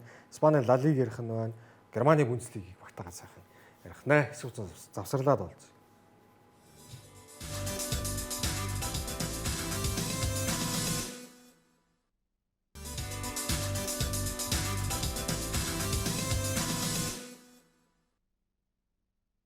Хорон 3 дахь дугаар маань үргэлжлэж байгаа үзэгчтэй 2 дугаар хэсгээрээ өнгөрсөн 7 хоногийн дундуур болсон лигийн цомын тоглолтын талаар ярих гэж байна. За тэр дундаа Stamford Bridge-д Chelsea Arsenal-ын тоглолт бол лигийн цомын хагас гişэ тоглолт болсон. За нөгөө талд нь бол Manchester City Newcastle гэсэн учраас. За гол нь шинэ засгалж болгоч. Россонер. Том ихний анхных нь. Эхний том сорилт. Тий том сорил. Лиамерсон яа. Фейдер ихний тоглолт байсан тий. Тий нөгөө Чарлтнээс ажилласан. Хоёр дахь нь юм байна л да. За тэгэл нөгөө булангийн цохилтууд явсан да. Тэгээ чи хариу тоглолт нь хаашаа 3-7 хоногийн зайд байна. 2 сарын 4-нд гэсэн шүү дээ. 4 шилжих шүү дээ. Энд дээр ер нь баг гараа юу? Тэг аль аль нь баг гараа байсан шүү дээ. Нөгөө Марк Гиюг л оруулж ирсэн, Андре Сансыг оруулж ирсэн Челси. Арсеналаас бол Кепа, Бен Вайт хоёр орж ирсэн. Педро Нето, Гарначо сайн байсан. Тэ энэ дээр чи хоёр гэсэн мэлээ тий. Россонер зүгээр шууд гараанд гаруул яах вэ Гарначог. Россонер ер нь Гарначог бас нэлээд ашиглах шинжтэй л харагдчихлээ л дээ. Яа, Сүбимендиг энэ даралт бол үнэхээр Юу вэ? Цаалын техник л байна да. За Гарначо. Ер нь нэг 2 голын зүрүүн дээр л 3-2 болгож. Марескач үлрэлийнхэнд Гарначог ер нь их баг тоглосон юм аа. манай инхаахын хамгийн дургу тоглогч гэсэн Гарнач. Үлрэлт чи юу ээлжлээ Гарначог. Реал Битис тач. Энэ угаасаа энэс дэше сайжрахгүй. Реал Сосидад их гэлөө юу гэлээ. тухай дээр нь Челсиний унч гэж нэг бодоогүй. Гарначо шүгийн 8 тоглолтын дээр 2 гол хийсэн. Саяны Арсеналын эсрэг тоглолтын дээр бас 2 гол хийлээ. 2 шат дараалаад 2 гол. Хариутай тий? Хариутай оруулсан. Юун дээр за Лиам Россинер засгалжуулагч Челсигийн нэрийн өмнөөс Stamford Bridge дэх ихний тоглолт шүү дээ сайн. Тий. Stamford Bridge Челсигийн засгалжуулагч ихний тоглолтууд дээр сүүлийн 7 засгалжуулагч дараалал хожоогүй тэр цуврал үргэлжилж байна. 5 тэнцээд 2 хожигдсан. Хамгийн сүүлд хоцсон Stamford Bridge ихний тоглолтод хоцсон Мориц Сари 2018 онд хоцсон. Тэрнээс хойшоо одоо Почетино байна, одоо Санжагаан Түүхэл байна. Томас Түүхэл байна. Фрэнк Лампард байна. Одоо тэгээд одоо энэ өмнөх засгалжуулагч нь Мареска бас байна. Грэм Поттер байна. Хинч Stamford Bridge ихний тоглолтод хожоогүй, Лиам Россонерч хоцсонгүй. Артета харин Челсигийн эсрэг Stamford Bridge-д 8 тоглолтод хожигдсангүй. Артета засгалжуулагч юу. 4 тэнцээд сая бол 4 дэх хожлоо авлаа. Ингээд 8 тоглолт дотроо бол Челсиг талбайд нь бол хожигдсангүй гэсэн. Энэ хоёр багийн хоорондын харьцаа бол жоохон улаан тал руу Ер нь болсон байх шүү. Энэ хоёр гэлтгүй Арсенал нэг сүүлийн 3 жил томчуудын эсрэг баг хожигдохгүй л баг. Тий. Яг энэ тал нь тэнцээ ч юм уу тал нь хожлох. Дид байрны дид авраг болоод байгаа яг энэ үедээ бол том багт эсрэг хожигдохгүй байх шүү. Тэгээд Россонерийн тоглолтыг харъя гэж сая за Челси дээр Челси рүү шилжснэх саяны Премьер лигийн тоглолтыг ярьж. Сая чинь юутай тоглолоо? Премьер лигт. Брентфорд тогс. Тэгээд нөгөө 2 дугарын өмнө хэлжсэн Россонерийг айгу магтсан л та би. Ер нь бол мэрэгчлүүд ингэж үнэлж байна. Нэг богино дамжуултууд их явж байна. Нэг тоглож авсан бөмбөг авсан тоглож өөр дөр удаахгүй бөмбөгийн шилжилт хурдтай байна. Довтлогоонд их олон тоглогчийг хамарч оруулж байна гэдэг. Яг үнэхээр тэгж гин үгсэн тэгж гин. Араас довтлогоо одоо хамгийн одоо арын цэг буюу хаалгачаас довтлогоо эхэлж байгаа юм. Тэгэл маш богино дамжуултуудаар эсрэг багийн шахалтаас амархан гарахын за тэгээ довтлогооны бүс орлоо одоо эсрэг багийн зоонд орлоо гэхэд доорож баг 7-8 тоглогч яг тэр нэг хаалганд зохих одоо довтлогооны хамгийн эцсийн цэг нь хаалганд зохих гэж үзэх юм бол тэр хаалганд зохихоос зохих хүртэл эсрэг багийн зоонд ороод бараг 7-8-9 тоглогч бөмбөг өрөөд байгаа юм. Шилжээл ингээл маш хурдан бөмбөг шилжээл. Эсрэг багийг бол маш тохгүй болгож илээ. Тэр өснөрөөс бол ер нь гоё үлэмбэг. Сая гэхдээ ер нь жоохон хацтай байсан шүү. Брентфорд дээр. Тий, Брентфорд илүү тоглосон шүү дээ. Яг статистикийг харах юм бол 15 6 зөхөж. Челси чинь 7 зөхөж байгаа. Булангийн зөхөлт илүү, оновчтой зөхөлт нь илүү. Яг Санч бас нийт эйгүй юм. Таасан дээр өснөр чинь бас юу байт юм бэ те? Нэг том дэвтэр дээр ингэж дандаа захиа биччихсэн. Рафаэль Бенитес шиг ингэж дандаа бичдэг юм. Тэгээд гол нь тэр тэдрийг ингэж гаргаад байгаа хэвээр. Нөгөө орж иж байгаа тоглогч нартай өгөөд явуулчихдаг юм. Тэгээд Кукурея, Өвчхин, Гарначо энэ төр нэг том алгааны чинь юм барьцсан ингэ. Ном уншиж байгаа юм шиг тоглолтын дундуур сонир харагдчихлаа. За энэ тоглолтын хариу тоглолт 2 дугаар сарын 4-нд шилжих шин тэг 4 цагаас байгаа харагдсан. Одоо энэ чинь энэ 7 хоног аврагуудын лиг, тэрний дараа 7 хоног аврагуудын лиг, тэрний дараа 7 хоног юу байгаа. Энэний хариу тоглолт бол 7 хоног амрахгүй мэн үү? Амрахгүй. За Copa del Rey хэдүүлээ Испани руу шилжицгээе. Copa del Rey Albacete гэж Испаний 2 дугаар лигийн 17 дугаар байранд 3 дугаар лиг рүү унах гад яана гэж хэлсэн баг бол Real Madrid-ийг талбайдаа хүлээн авсан байдаг юм аа. За Arbeloa-гийн эхний тоглолт байсан. Тэгээд яг зүгээр бүрэлдэхүүний сонголтын дээр үндсэн багийнхаа нэлээд олон тоглогчдыг бол бүр авчираагүй л дээ. Яг дасгалжуулагч нар ер нь 2 төрөл байдаг шүү дээ. Яг хашаар дасгалжуулагч нар бол энэ дээр үүдээ яг үндсэн багаараа тоглодог бол за зарим нь бол ингээд за доотлогийн баг юм чинь нэг иймэрхүү бүрэлдэхүүнтэй тоглолцоход болно. Аха. Тэгээд дээрэс нь цомын тэмцээнийг нэг чухалчилдгүй дасгалжуулагч нар ч гэдэг юм уу те. Тэгээд энэ дээр бас жоохон одоо басах гэх нь хайшаа зүгээр. Өөрөө бол ер нь тийм амаргүй тоглолт болно гэдгийг бол гадралж л байсан баг. Arbeloa.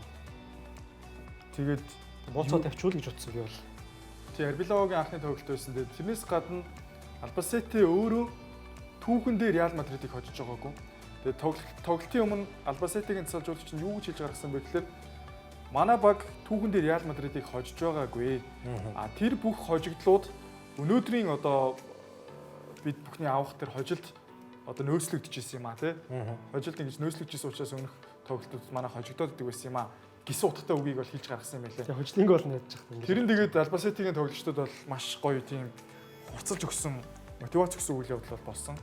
Гэхдээ ерөн зүгээр Real Madrid тэр Роналдогийн үе мүйдч байхдаа ч тэр аврагуудын лигт дарааж 3-3 төрүүлж явах үедээч тэр ер нь Copa del Rey хайчдаг л байсан. Юу ээж л ш. Сүүлийн 30 хэдэн жилд 3 авсан гэж л ш. Тий. Copa del Rey. Тэгээд би зүгээр бич доо тэр орж Барса 30 хэдэн жилд баг 40 аваа. Тий одоо 10-аас хойш би яг Реалын яг иймэрхүү хасагдчихсэн зөндөө тохиолдлыг юу санаж. Тий ер нь Copa del Rey Alcayon гэдэг байхгүй юу? Бүр 3 дугаар лигийн багт 2 удаа. Одоо бүр Зиданы үед ч тий ковид үед гэнэ бүр 3 дугаар лигийн багт. Тэр Alcayon бол миний мэдхийн сүүлийн 15 жилийн дотор бол Реалыг 2 ч удаа муталж ирсэн. Тэгэхээр одоо цомын тэмцээнд эсвэл Реал тим дурггүй юм уу? Тэгээ нөгөө нэг хэнийг Черешевийг тоглуулах өсгөө байсан чинь тоглуулаад тэгээ бүр бас шууд хасагдчихдаг. Шууд хасагдчихдаг. Гэхдээ тэр Maxfield Palace-ыг хоцсноос бол гайгүй өст. Гайгүй. Тэгээд яг хөө ингээд хожигдчлоо. Тэгсэн чинь сая Гонсало Гарсиа 90 дээр нэмэх 1 дээр тэнцүүлэнгүүт 90 дээр нэмэх 4 дээр энэ Бетанкор гэдэг тэгээд цаг сонгох юм баг л гэж бодож байсан. 2 удаа цохиулж байгаа байхгүй юу? Хайлныг нь хаагаад тэгээд Наа чи сэлгээр орж ирээ 2 хийсэн. Тий, сэлгээр орж ирээ. Сүүлийнх нь бүр дураараа зогсож байгаа. Нэг цогсон ч ойгоо 4 хэдрэнгүүт нь дахиж цогж байгаа.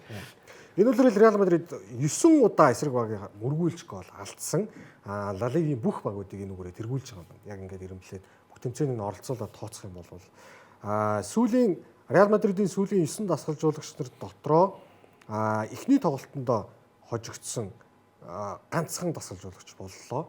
Arbeloa. Бусдууд нь бол 5 хожоод 3 тэнцсэн. Хамгийн сүүлд эхний тоглолтын дээрээ шууд хожигдсон дасгалжуулагч Julian Lopetegui нөгөө Европын супер цомын 18 оны тоглолтод Атлетико Мадридэд 4-2-оор хожигдож ирсэн юм байна. За тэгээ Альбасетед бол хангалтайгаа хожигдсон. Копа дель Рейн шүггийн 8 руу Альбасетед 1955 худлаа ирж шүү. Сүүлийн 55 орлого дотроосоо ганцхан удаа 2 дахь удаага шүггийн 8 руу орж ирж байгаа. Дараагийн шатны суглаанд өчтөр гарцсан. Өчтөр гарцсан Барсатай гарсан. Яа. Альбасетед. Бас саяны талбай дээр харин эвгүй юм шүү. Талбай дээр дээрэс нь Реалыг очсон. Тэгээ Альбасетед чинь яг нөгөө миний санаж байгаагаар Мессигийн одоо замлынхаа анхны гол ойсон баг гэхгүй. Тийм баха. 2005 онд La Liga-т байж байгаа. Тэгээд таньдаг нэр явуулсан юм аа. Дийдлих тоглоагүй 20 жил болж байгаа гэсэн үг байна. Тэгээ доошо 3 мор урууч болгосон. Унжсэн. Тэг санагдав. За шүггийн 16-гийн бусад тоглолтуудын үр дүнг харъя. За Культурал гэдэг багийг бол Атлетик Билбао нэмэлт цагт өнөд. Культурал Лионеса гэдэг баг. Тий. За Депортиво Ла Коруния гэж хуучны сайхан баг байна. Атлетико Мадрид нэгтгэгээр хожигдсон. Сайн үтсэн биш нэгтгэх. Sociedad Реал Мадрид гэдэг багийг Альбасетед эзэлсэн шүү дээ. Алавес Райог хожоод, Бетис Элчег хожоод, Валенсиа хожоод, Рейсинг Сантандер Барселонад 2-1 харцаатай. Одоо Барса Атлетико хоёр л үлдв. Зөрчсөн үү? Эндээс ч Битис дэше явчих байт. Атлетико, Бетис, Валенсиа гэдэг дөрвөн чангаас хоорондоо таарсан байгаа гэж л шүү. Харин тийм байх шүү дээ. Билбао, Атлетико, Бетис, Валенсиа дөрөв хооронд очив. Барса хамгийн сул багтай л таарсан гэл. Одоо доотлогийн баг Альбасетед Барсатай, Алавес Sociedadтай, Бетис Атлетикотой, Валенсиа Билбао тийм баг. Барсагийн хувьд гоё л таарсан. Тэ. Ханси Флик одоо энэ Расинг ч бас доотлогт тоглож байгаа баг л та. Яг уу Реалтай харьцуулахад ер нь баг үндсэн гараа тоглосон. Тэгээ Расинг ч тий. Расинг ч одоо секунд лигийг тэргүүлж байгаа юм байл шүү дээ. Ер нь дараа жил баг дээшээ гараад ирэх баг. За, Испаний Ла Лиг руу шилжиж, сая амралтын өдөр бол Илж тойргийн 20 дугаар тойргийн тоглолт бол явагдсан. За, энэ дээр харин Sociedad энэ өдөр тийм сайнгүй байгаа ч гэлээ. Нэгтгэх гэсэн тэргүүлэлээ бол ёстой нэг нэлээд удаан гүрийж гад хойно гол алдсан. Дасгалжуулагчаас болсон. Матараццо гэдэг бүнцлэгт ажиллаж байсан одоо төвшөө сайн мэдэх хэрэгтэй. Дасгалжуулагч оны өмнө 12 сард ирсэн санагдаад шүү.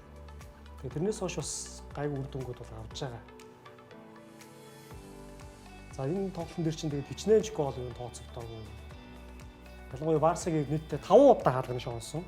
3 голоо тооцоолаагүй. Жохоо азгүй гэсэн л та юм. Яг ингээ агуулгыг харах юм бол бас нэг одоо түрүүний үед нэг Ливерпул Бөөрнлийн тоглолттой их төстэй тоглолт болсон л та уулна. Энэ тоглолтын Барса 11 дараалал хожигдсон байсан. Сүүлийн 10 жилийн хугацаанд байгааг болно. Хүчлийн цуглуулсан. За тэгээ Оёрсабал тооны хэрцээг нээсэн. Сүүлийн 10 улирлын хугацаанд Оёрсабал 91 голыг Ла Лигт оруулсан гэж байна шүү. Яго Аспас 145, Жерар Морено 117. Энд дээр тэгээ бас Рафиня тоглоом. Энэ үлрэл Барса ингэсэн гинэ. Одоо энэ тоглолтыг оруулаад 5 хожигдож байгаа юм. Рафиня тавланд нь байгаагүй. Хожигдсан таа тоглолт. Амар хамааралтай юм шүү дээ. Харин Энэ тэгээд голоос ерөөсөө минутын дараа шууд тийм голоос бөмбөг гаргаад удаагүй шүү. Рашфордын голоос Гонзало гэдэж Ла Лигт эргээд ирсэн. Бассан газрын даваа зөвлөн гэж тэгээд. Жиж Карлос Солеро сүүлд улаан авч байгаа. Тэр ч 88 билүү те Тийм 85 дээр ч л төгсгөлд те. Гэдэж солиор ирч хоёлаа юу ч Валенсиад тийм Валенсиад хоёр хамтдаа. Тэгэд юу штэ Sociedad чи ер нь бол айгүй тийм үндсэрхэг үзэлтэй гэх юм уу те. Тийм баг штэ. Ер нь бол баскет салжуулагч нараараа л удирдуулдаг үе үед. Тэгэд Матараццо ч өөрөө Итали гаралтай Америк тийм Америк иргэншилтэй ийм салжуулагч. Тэгээд сонир сонголт хийсэн байл. харин сонир сонголт. Ер нь бол юуны Sociedad-ын салжуулагч нарыг харах юм бол дандаа баск хүмүүс байдаг хэрэг. Тэгээд Сан Себастьян хот ч өөрөө баскийнхаа одоо хоёр дахь том хот гэж баг явах хаа. Яг баск можин үндэсний ер нь дээрээсээ хоёрт орох хөгжлөрөө ч гэсэн баг нэгт явж байна уугүй юу тийм байгаа. Тэгээд хойтлын нэр бом тот шүү дээ. тий бом тот. Тэгээд санхүүгийн нөхцөл байдал эдийн засаг ч гэсэн баскийн бусад хотуудтай харьцуулах юм бол харьцангуй том ийм баг. Тэгээд ер нь л тэр баск тэр явахын салжуулагч нараас наваар ч юм уу тэр явахын салжуулагч нараас тавиад идэг. Матраццо өсөс гоё л лээ. Энэ тоглолт чинь тэгээ хагасанаас бүтсэний шин боллоо да. Тэгээ би яг бодож ирсэн юм аа. Бүтэн сайнаас нэгтгэж шилж. 4 цагийн тоглолт ер нь үзэхэд аягүй чанга болчиход байна л. Тий. Эрт тааруул яг үзчихсэн. Тэгээ өнөөдөр ер нь баг онаалтчих бах баг хожлын зурвал бол ер нь зогсох байх гэж бодчихсон. Яа тэгэхээр нэлээ ядралттай байгаа. Ингээд нэлээ ачаал авч. Тэгж надад хоёлоо бас ярьжсэн ш. Надад хэлжсэн ш. Өнөөдөр ер нь хэцүү байх шүү. Өнгөрсөн үеэр Сосидадад бас хожигдсон байхгүй юу? Ер нь яг энэ Сан Себастьянд очихороо ер нь дараалж хоцсон тохиолдол ингэж байна. Харин тий бараг л 21 очихдоо энэ 21 100 гарснаас хойш 21 очихдоо 7-д нь хожигдсон. Барсагийн эсрэг багийн талбайд хамгийн олон хожигдсны 2-т ордог юм байна. Бернабеуд болохоор 10, юун дээр болохоор 9 гэж байна. 7 гэж байна. Сосидад тэгээд сонио одоо Атлетикогоос гадна Ла Лигийн топод байгаа шүү дээ. Вириал, Битис, Сосидад, Атлетик Билбао энэ эдээс бодож үзэх юм бол Реал Барсад хамгийн сайн үздэг юм баг. Сосидад тухай. тий ялангуяа талбай дээр бол ер нь хожигддог. Өсөөлөл чи нэг тэгэлөө. Өсөөлөл нэг тийм. За бусад тойргийн тоглолтуудын үр дүн хэдүүлээ шалгацгаая. За саяын дундаа сонслох юм бол за Овьедо бас гол хийж болдгийм байна гэж сүүлд явж байгаа шүү дээ. Битис Реалыг 2-1-ээр хоцсон. За Битис ингээд чимээгүй хүн амжилтаа үзүүлээл яваад. Энэ Майорко дээр нэг Видат Мурики гэдэг нөхөр Петрик хийсэн. Тэгээ Ла Лигт Косово одоо юу? Косово. Майоркогийн баг Ла Лигийн бүх цагийн мэрэгэн бочтой бос авчинд 2-т ороод ирсэн бэл. Ито Яг мэрэгэн боч нь болчихог нөө. Итог гүйцсэн байв уу? Итогийн ард байв уу? Явчихсан 2-т орж ирсэн бэл. Тэгээ Испанд нэг ингээд өдрөл болгоныг 15 гол хийчтэй хэдэн тоглогч байгаа тийм үү? Анте Будимир байна. Тийм Будимир, Мурики хоёр ялангуяа нэг сүүлийн 4-5 жил айгу доктортой байна тий. За тэгээд топ багууд руу явт юм уу гэхэл явахгүй тий. Өчтөр шөнө Элч Севиа 2-2-ийн харьцаатай тэнцэж өндөрлсөн байна лээ. Барселона саяны тоглолтод 5 удаа хаалганы шон унсан. За тэгээд тэгсэн хэрнээ хожигдсон тохиол топ 5 лигт хамгийн сүүлийнх нь 2020 оны 9 сард ковидтай улиралд Брайтон Альбион Манчестер Юнайтед эсрэг гинэ. Кроссбар челленж гэдэг тэмцээн болсон. Харин тэрнээс хойш 6 улирлын хугацаанд ийм олон удаа шон унсаад оноод хожигдсон тохиол байгаагүй байна. Ер нь бол боломж бол байсан. Реалынханд бол энэ хожигдол бол зол болсон баха гэж. Одоо тэгээд хоорондын зөрүү 1 онооны дэлгэрүүлэлт болчихлоо. Тэглээ. 1 онооны зөрүүтэй болж орцсон.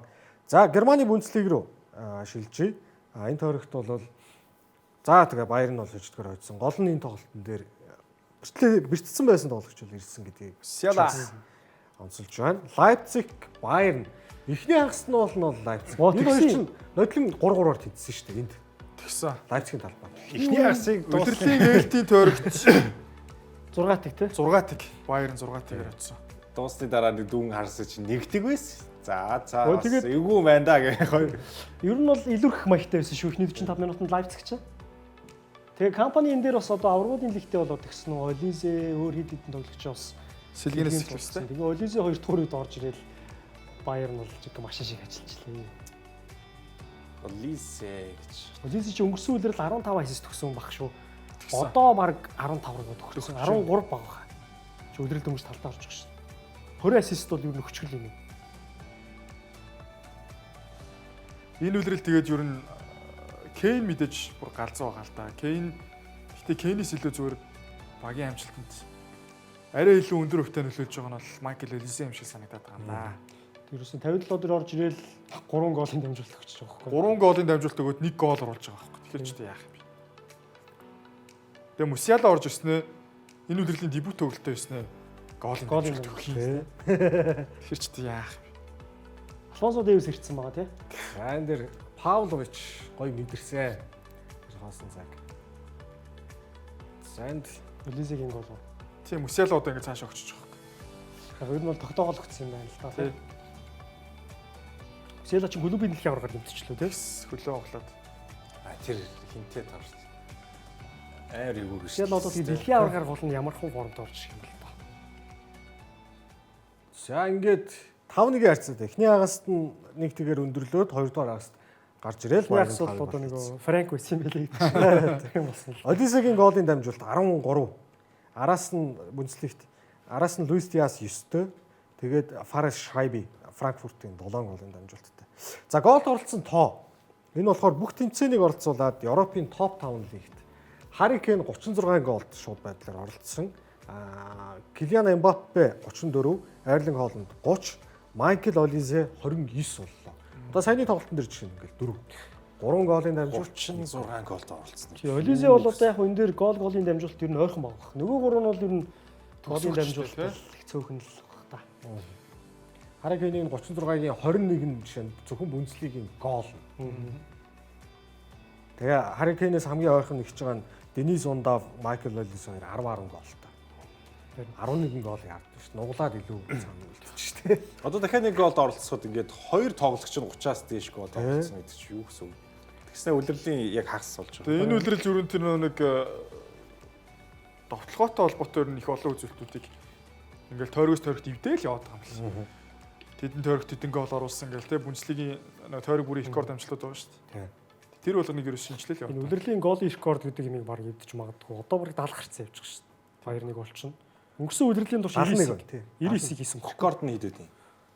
Домитко 100 бол байгалах та тий. Тэр нэг ПП удирдлага дор төрүүлдэг жил хэд хэлээд байдаг чинь. 100 гэхдээ дөнгөж гарантай л 101 юм ихчлээ. 100-аас 110 орнд л баг. Хэд хэлээ тэр авцаа. Одоо 70-ыг хийцэн байна.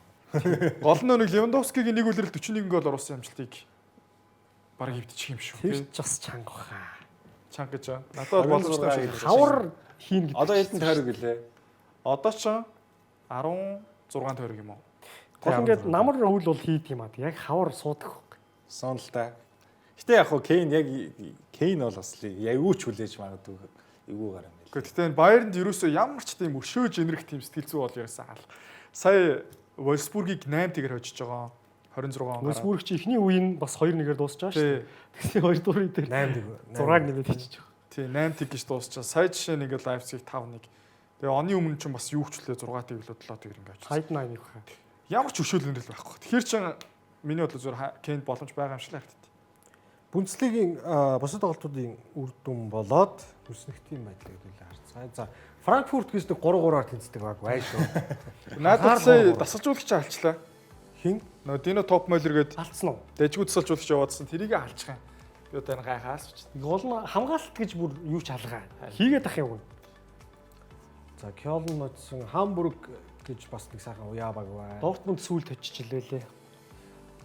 Ливеркузен хожигдсон. Кармаричийн баг их гоё шүү энэ. Штутгарт, Union Berlin бас нэг тэнцээ салгасан. Хофенхайм их сайн байгаа. Топ дөрөвт явж байгаа. Харин тийм байлээ. Нэлээд сайн гисэн байлээ. Гэтэ яг өдрөлийн төгсгөлд гол нь энэ байр хадгалах юм байна. Штутгарт сайн байгаа юм. Union Berlin-ийн тоглолтыг үзэхээр яг нэг Serie A-гийн тоглолт үзэж байгаа шээсээ. Цэнгэлтгийнх нь байж байгаа энэ тэрийг харахаар. Жинхэнэ баяглан штэ бас. Union Berlin-ийн дээр цэнгэлтгийн түүцэх гоё те. Нодлон билүү нэг засварт ороод түүцээ үлдээсэн байгаа. За Hoffenheim 3-т байна. Тоглолт дутуу байгаа. Штутгарт 4-т байна. За энэ жил аврагуудын лигийн 5 багийн эрхийг бол Премьер лиг бол авчих бах. Гол нь тэгээ нөгөө талдаа Бундслиг байх нь уу, Serie A байх нь уу, La Liga байх нь уу. La Liga-ийн ч даалуулж байгаа те. Харин тийм юм. Тэгвэл улсаас нэрж байгаа багийн хэр амжилттайгаар харах нь. За Франкфурт нэлээд хойшоо суудсан. За нэлээд хойгуугаа сайн баг гэх юм бол. За Баерн кейс чинь хоёр улсын лигийг бүр үнэн утгагүй болгож байна. За 39 11 оны зэрэг. Номоосоо илүү бөмбөгний зүрхтэй байсан. Өөрөөсөө 71-ийг хийцэн хамгийн ойрхон олон гол хийсэн баг нь Дортмунд 35 таа байна.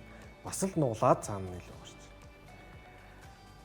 За хэдүүлээ 2 дахь хэсгээ өндөрлүүлээ. 2 дахь хэсэг бусад лигийн тоглолтуудаа ярьлаа. 3 дахь хэсгээр эргэж орж ирэхдээ энэ 7 хоногт эхлэх аврагуудын лигийн 7 дугаар тойргийн хуваар Европа лигийн 7 дугаар тойрог бас байгаа. Конференц лигийн суглаа болсон. Африкийн цом аварга тодруулсан. Бас энэ 7 хоногт манай одгийн маань топ ороо бэлдсэн. Хэдүүлээ ямар мэдээ бэлдсэн. Топ ороо бэлдсэн юм. Гараас сууч тийм. Юу ч одоогүй юм шиг. Топ ороо бэлдэг юм шиг сууж шүү дээ. Хөшгүй ханаа. Төгсгөлд харцгаая. За эсвэл завсарлаад уулзах болно. Нэвтрүүлгийн ерөнхий ивент тэтгэгч Woohome, нэвтрүүлгийн ивент тэтгэгч Skytel, нэвтрүүлгийн алтан ивент тэтгэгч Tiger брэнд ажиллаж байна. Гэсэн утсаа завсарлаад 3 дугаар хэсэг сүүлийн хэсгээр нь уулзъя.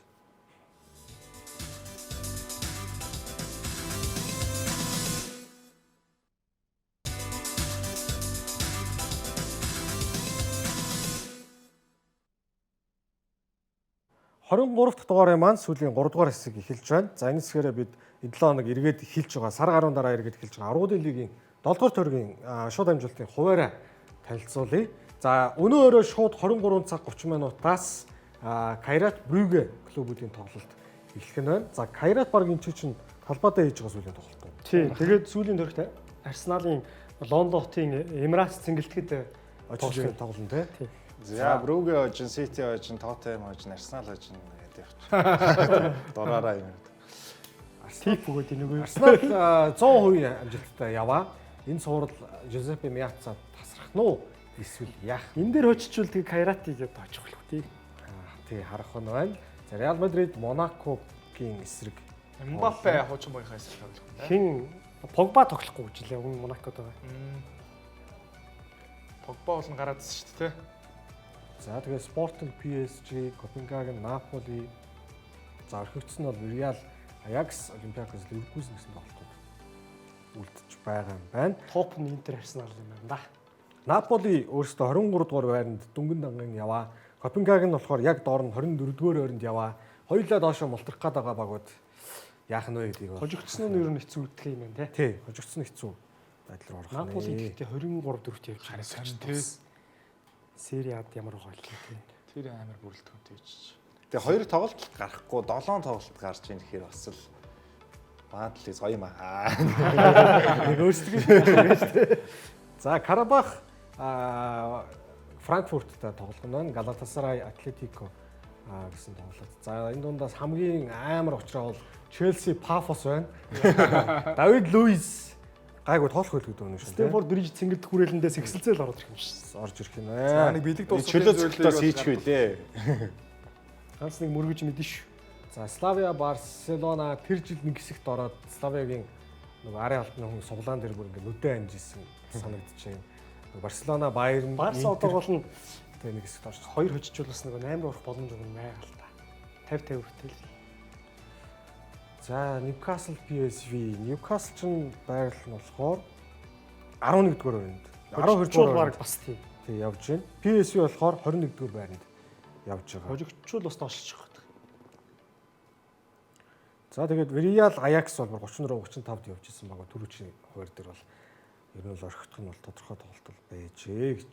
За ингээд 7 дугаар тойрог дууссаны дараачаар бид ярилцж байгаад аль байрлалын одоо багууд өнгөрсөн жил санаж байгаа бол 8 дугаар тойрогоос томчуудыг ер нь орхисон шүү дээ. Тодорхой болцснуудыг орхисон. Барса, Ливерпул гээл Орхисон. Тий, эх 7 хоногт бол бас хуваараа ярихдаа гарахдаа яг хоорондоо тоглоод хин нэг нь мултрах, хин нэг нь дээшээ гарах ч юм уу тийм илүү сонирхолтой байдлыг эрхэмлэж хуваараа сонгоно. Тэрнээс бүр бүх юм тодорхой болсон багуудын топ багуудын тоглолтыг Арсенал бол ер нь дараагийн тойрогт бол хэцүү байх гэдэг бол эртхэн бас үзэх шүү дээ. Хэлхэн зүг баха. Европа лигийн хуваар бас Европа лигийн тоглолтууд энэ 7 хоногт байгаа. 10 тоглолтыг шууд амжуулахаар зэгсэн байна. За энэ дундаас Болоны ожин, Вилла ожин, Битис ожин. Манай ихаах нэг тэг явчихдаг. энэ бол 6 тэг гэж явчихдаг. За Рома, Штутгарт гэсэн гоё тоглолт 4 цагаас байгаа юм байна. Фенербахче гоё тоглож байгаа. Селта Лил бас л үзэхэр л юм байна да. Энэ Рома, Штутгарт хоёр баг 8-9 явж санагдах юм. Харъя. 9-10 ч үлээ. Тийм 9-10. Штутгарт 9, Рома 10-т явсан байна. Ноттингем 11 дугаар байранд явж байгаа. Фенербахче 12-т яваа. Ер нь Селтик бол мултарчих гад л байгаа маань 24 дугаар байранд. Битис топ 8-д байна уу? Битис байсан бах шүү. Баах тий. 4-т. Тийм бах. Френц Вараш. Лион тэргүүлж байгаа. Мичулан, Астон Вилла 2 15-10 оноотой. Бас Лионд одоо Эндрик очихсан тарааж байл. Тийм л. харин тийм байл. Нэртэй Эндрико. 18-тай их нэртэй тэр чинь манус шиг ипотек энэ авахгүй бүх юм билээ. За Европа лигийн тухайд ингээ баасан гараг шилжих нь дуусах нь байна. Конференц лиг бол лигийн шүтний тоглолтууд нь дууссан. Плей-оффын суглаан сайн өнгөрсөн 7 хоногт бол боллоо. Купс гэж Финляндийн баг Польшийн Лех Познантай, Ноо гэж Армянийн баг Нодлон Челситэй таарсан. За Зринский Мостар гэдэг эн чинь Боснийн Хорватууд байдаг хотын баг, Кристал Паластай, Ягелония гэж урьдчилангийн Польши авах Фиорентинатай, Шкендия гэж Албанийн баг, Македонийн баг шүү дээ. Тийм л. Македонийн албанчууд байдаг баг. Samsung Sport гэж Туркийн баг. Дрита гэж хаах юм. Дрита чинь Словакийн хөлөө, Словений хөлөө. Словен нуха. Цэлие те. Цэлие чинь Сербих санагдаад байна. Сигма Оломоц бол Чехийн баг, Лозан Спорт гэж Швейцарын багтай, Омония гэж Киприйн баг, Риека чинь Финляндийн баг. За одоо Литвийн холоо. За эндээс тэгээд энэ дундаас Хорватын баг. Палас Фиорентина гэдэг уг нь ч одоо хангалттай эхний 8-д орчхоор багууд Тий. бас нэг плей-оффын тоглолт хийж ижил цаашаа явах уу шийтгэл. Алкмар энтер бол бас сонир харагдчихна. Конференцийн плей-оффт. Фиорентина ч одоо конференцт 2 үзүүлэлцсэн байна уу? Тий 2 мөнгө. Эхний тоглолтууд нь 2 сарын 19, 20-ны өдөр, хариу тоглолт нь 2 сарын 26, 27-ны өдрүүдэд явагдаад шүгийн 16-гийн шат руу шалгах 8 баг тодруулах нэ. За Европын тэмцээнүүд бол ингээд үргэлжлээд явна. Сая Африкийн цом Африкийн аврал шалгаруулах хөлбөмбөгийн тэмцээн Сүр дүүлэнтэй болж. сүр дүүлэнтэй. Рабат болсон уу те? Рабат магадгүй. Марокко зохион байгуулагчид ер нь тэгэл тэмцээн эхлэхээс өмнө фаворит нэсэн явсаар байгаа л финалд ирсэн. Зохион байгуулагчид энэ цэнгэлтгтээ тоглолсоор байгаа л дууслаа. Өөр цэнгэлтэд тоглосонгүй. Бараг гэсэн баг те. Энэ угаасаа энэ юунд зориулж хийсэн цэнгэлт юм байл шүү дээ. Африк 25 онд ашиглалтанд орсон 66 мянган орчтой. энэ ч одоо тэгээд нөгөө юу үстэй 30 оны дэлхийн аварга болно үстэй. Тий. Энд бол ер нь 30 оны дэлхийн аваргын нэг за доорой шүгийн 8 айгуул хагас гişin энэ орж ирж шүү. Тийх баха. 60 70 мянган орчтой гэдэг ч баслаа. Брайан Диаз гэж нөхөр ер нь энэ тэмцээний бараг шилдэгэн чих уу. Яасан. Байлаа. Шилдэг нь энэ Энэ өчөрт байсан. Энд ч одоо хэд минут юм. 67 73 гэлөө. Үнцэнтэй та юм уу? Юуны Финал финалт юм уу те? 90 дээр нэмэх 24 минут байхгүй. Пенекано. Одоо эн чинь овер тайм дээр ч те. Гээгийн голч те. Тийм штэ. Тэгээд нөгөө нэг бөө юм болж байгаа буцаж ирж паника зогтсон шүү дээ. Сенегалийн чинь орхиж явсан юм шүү. Энэ ёстой нэг бүр гонж явахтаа зогсон. Энэ амар зогсон. Ч одоо вириал доогох шүү. Бүгд л гээ юм гэдэг юм Сенегалт ч одоо. Саяхан ч Папе гээ юм л дээ тийм. Гүн гээ Менди гэдэг үстэй. Энэ Марокко ер нь тоглолтын тэргүүлэл баг энэ тэмцээнд алдаж үзсэн үгүй. Ер нь баг дийлэг тоглолтод дандаа клин шит хийсэн шүү дээ. Тий. За тэгээ их л драматай Мане. финал болж тэ. Тэр Сенегалийн фанатууд ч одоо бас юу болсон юм те. Тэр нөгөө пенальт өгөөд Сенегалийн гараа авцгаа гурал юм шиг байгаа те. Хамгаалтын алдныхантай зодон цохоо хийсэн юм байна ш. Зодон цохоо хийсэн. За тэгээд юуныхан финалийн дараа Сенегалийн засгалжуулагч хөвлийн баг хурлын өрөөнд орж ирэхэд бүх сэтгүүлчид нь хөвлийн баг хурлын өрөөг хайж гарч ирсэн байлаа. Тэгээ Африкийн Олимпийн холбооноос нөгөө бантцсан байлээ. Тодорхойгүй хугацаагаар тасалжуулагч чинь. Тэгээ ер нь одоо эрхтлэхийн авар шалгуулалт тэмцээнд хүртэл бас оролцох үгүйнч одоо яг тасалжуулагчийн эрхийг нь өгөх үгүйнч бас яригдчихэж байгаа юм байна. Ер нь одоо яг одоо open case одоо нэг хэрэг бүртгээд нээсэн одоо яг шийдвэрээ гаргах гал явж байгаа юм байна. Гол нь тэр нөгөө орхиж явсан шийдвэрийг л тий хавцлуулагч чинь ер нь бол шийдвэрлэж үзэж байгаа хэл та тий. Тий тасалжуулагч угаасаа тэгсэн байл шүү дээ. Гол манлайлагч нь Манлайлагч тасалжуулагч. Гол нь тэгээд шүүгчийн шийдвэрийг маргаал ягаар авчих юм. Тий.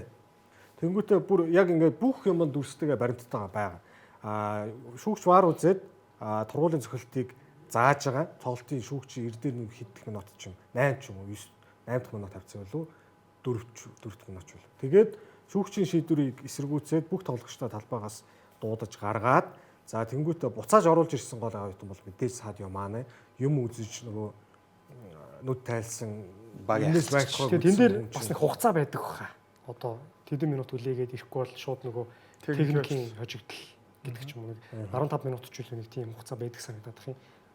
Байдаг бохоо. Гэхдээ тэр нь бас цөөхөн минут тэрнээсээ давсан юм шүү. Би бол тэгж бас ойлгосон. Тэрнээсээ давж байгаа тэгээд за ямар тааш гарыг гээл гол нь мааны ялцгүй ахалсан л тийм юм байл. Садио мааны тэгээд тэр дасгалжуулагчийн эрх нь бол ер нь дасгалжуулагч тэгж манлайлсан болохоор ер нь жоохон донгодуулах нь бараг тодорхой. Яаж донгодуулах вэ? Сенегал ч тэгээд дэлхийн аварга байгаа тийм. Байгаа. Тэгээд тэр нь л асуудал болж байгаа. Тэгээд нөгөө Манагийн гол ятгсан үгс нь болохоор юу байсан бэлээ. бид бохиндох яах вэ? Одоо бид ингээд одоо талбай дээр бид ялагдвал бид нар л ялагдчих жаа. Гэхдээ ямар ч байсан эцсийн мөч хүртэл өөрсдөө хийж чадах зүйлийг хийсэн гэдгийг Сенегалийн ард түмэнд нотолж харуулах ёстой юм аа. Тийм учраас хэдүүлээ буцаж талбай дээр гарах ёстой. Энэ тоглолтыг үзэж байгаа, цэнгэлтгүүд үзэж байгаа үзэгчдийг хүндлэх ёстой. Телевизээр үзэж байгаа хэдэн зуун саяыг хүндлэх ёстой. Тэгэхгүй бол бид нэр хэдийн шүүгч буруу шийдвэр алдаа гаргаад шүүгчнэр буруу шийдвэр гаргасан байлаач гэсэн эцсийн дүндээ хэн муу харагдахаар бид нар муу харагдана. Тийм учраас ингэж болохгүй хэдүүлээ буцаж талбай руу гарцгаая гэж Мааны шиг. Тэгээд буцаад бүгдээрээ талбай дээр Баана гарсан. юм шүү. Тэгээд тэгсэн ч бараг болсон. Брахим Диасыг гэхдээ тэгж финалийн ийм том Паненка хийдэг. Нөгөөтгөн ч тэгээ байрандаа зогсож идэг.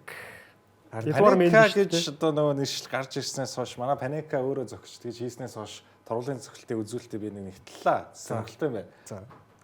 Хаалгарын зүүн рүү зогссон, баруун руу зогссон хоёр 70-70 төвтэй одоо бүх тургуулын цогцолтыг 70-70 төвтэй дүүлэг Паненка хийсэн ч юм уу төв рүү зогссон цогцолт нь 80 төвтэй байд. Ер нь бол орох магадлал өндөр байд юм байна.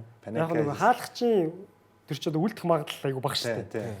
Тэр ч одоо нэг бараг 10-аас 20. Яг тэр дундаа нөгөө яг зөвхөн Паненка биш шүү. Тэр нөгөө нэг шууд хүчтэй зогсчихлоо шүү дээ төв рүү.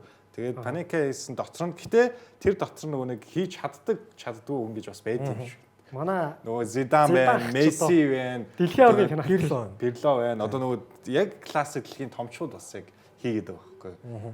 Тэгэхээр нэг одоо зөвхөн тэр чин яг ур чадвараас гадна нэг сэтгэл зүй нөгөө хаалгачтайгаа яг хаалгачийн байрал те eye contact энэ тэр олон юм. нөгөө багийн хаалгачийг ер нь бол уншиж чинь гэсэн үг шүү дээ. Тэр л мэдрэмж. Энэ бол одоо ер нь үсрэхээр байна гэдэг ч юм уу те.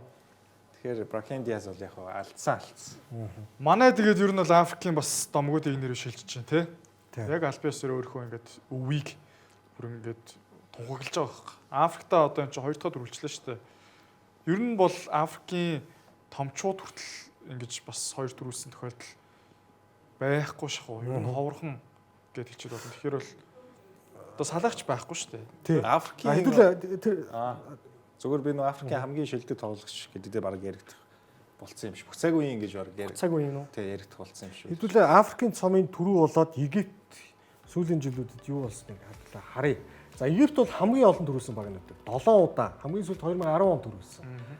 Камерун 5 төрүүтэй 17 онд сүл төрүүлсэн. Ган 4 төрүүтэй 1982 онд хамгийн сүүлийн удаа төрүүлсэн. Нигер 3, Котивар 3, Алжир 2, Ардсан Конго хуучин Заир байхдаа 1974 онд төрүүлээд тэр жилээ бас дэлхийн аваргад орж ирсэн баг шүү. Сенегал ингээд сая 2 дахь төрөгийг авч байна. Марокко 1976 оноос хойш төрүүлэх бол төрүүлж өрөөсөж чадаагүй 1976 онд. Боргоо ирэндээ Сая талбай дээр ер нь бол хамгийн гол фаворит. Мароккогийн залуучуудын шгшээс 17 төрүүлээд ирсэн. 21 төрүүлээд. 20 төрүүлсэн.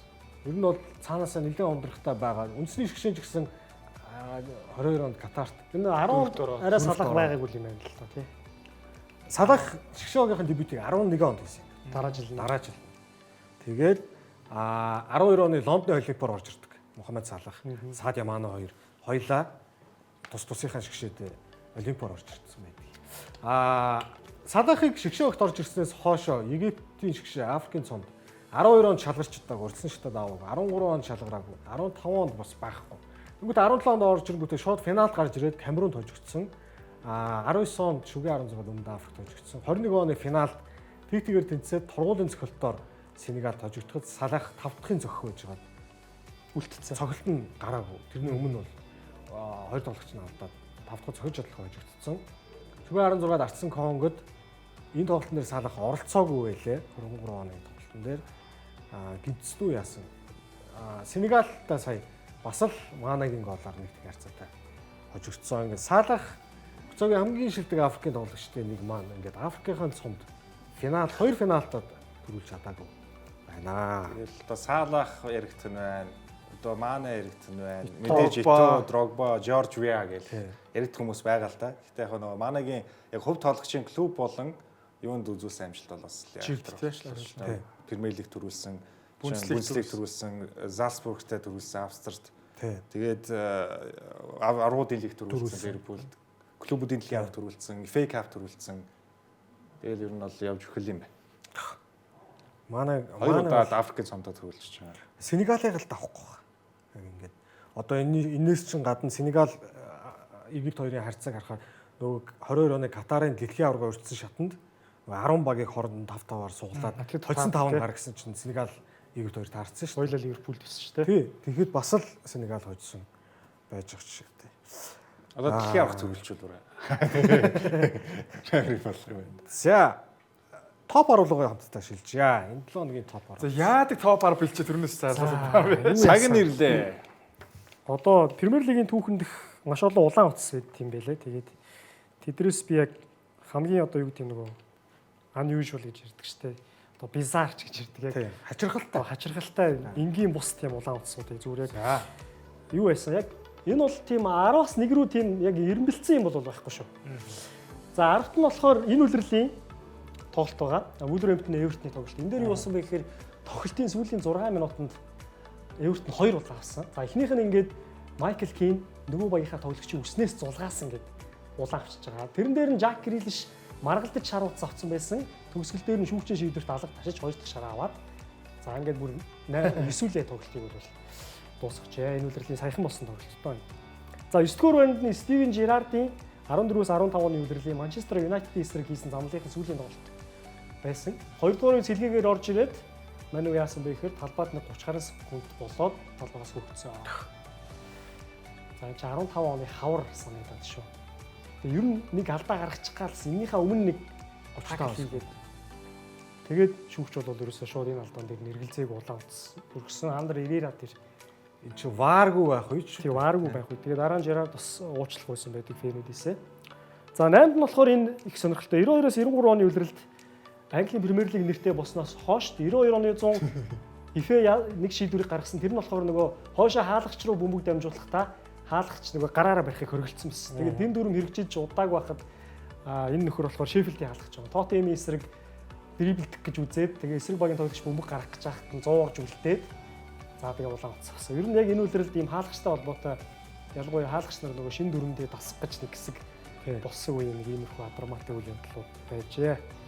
За дараа нь болохоор 2004-өөс 5 оны үлрэлийн Ньюкасл Астон Виллагийн тоглолтын дээр хамгаалагч Стивен Хейл нэг бодулсан юм шиг ондоо шүү дээ. Одоо гол нь шүүгчийг хуурах гэж оролцсон байхгүй. Бөмбөгийг гараараа саатуулчаад цээжээрээ онгоцсон юм шиг унж байгаа. Бас нөгөө ваар байхгүй үед шүү дээ. Тэгээд баригдсан.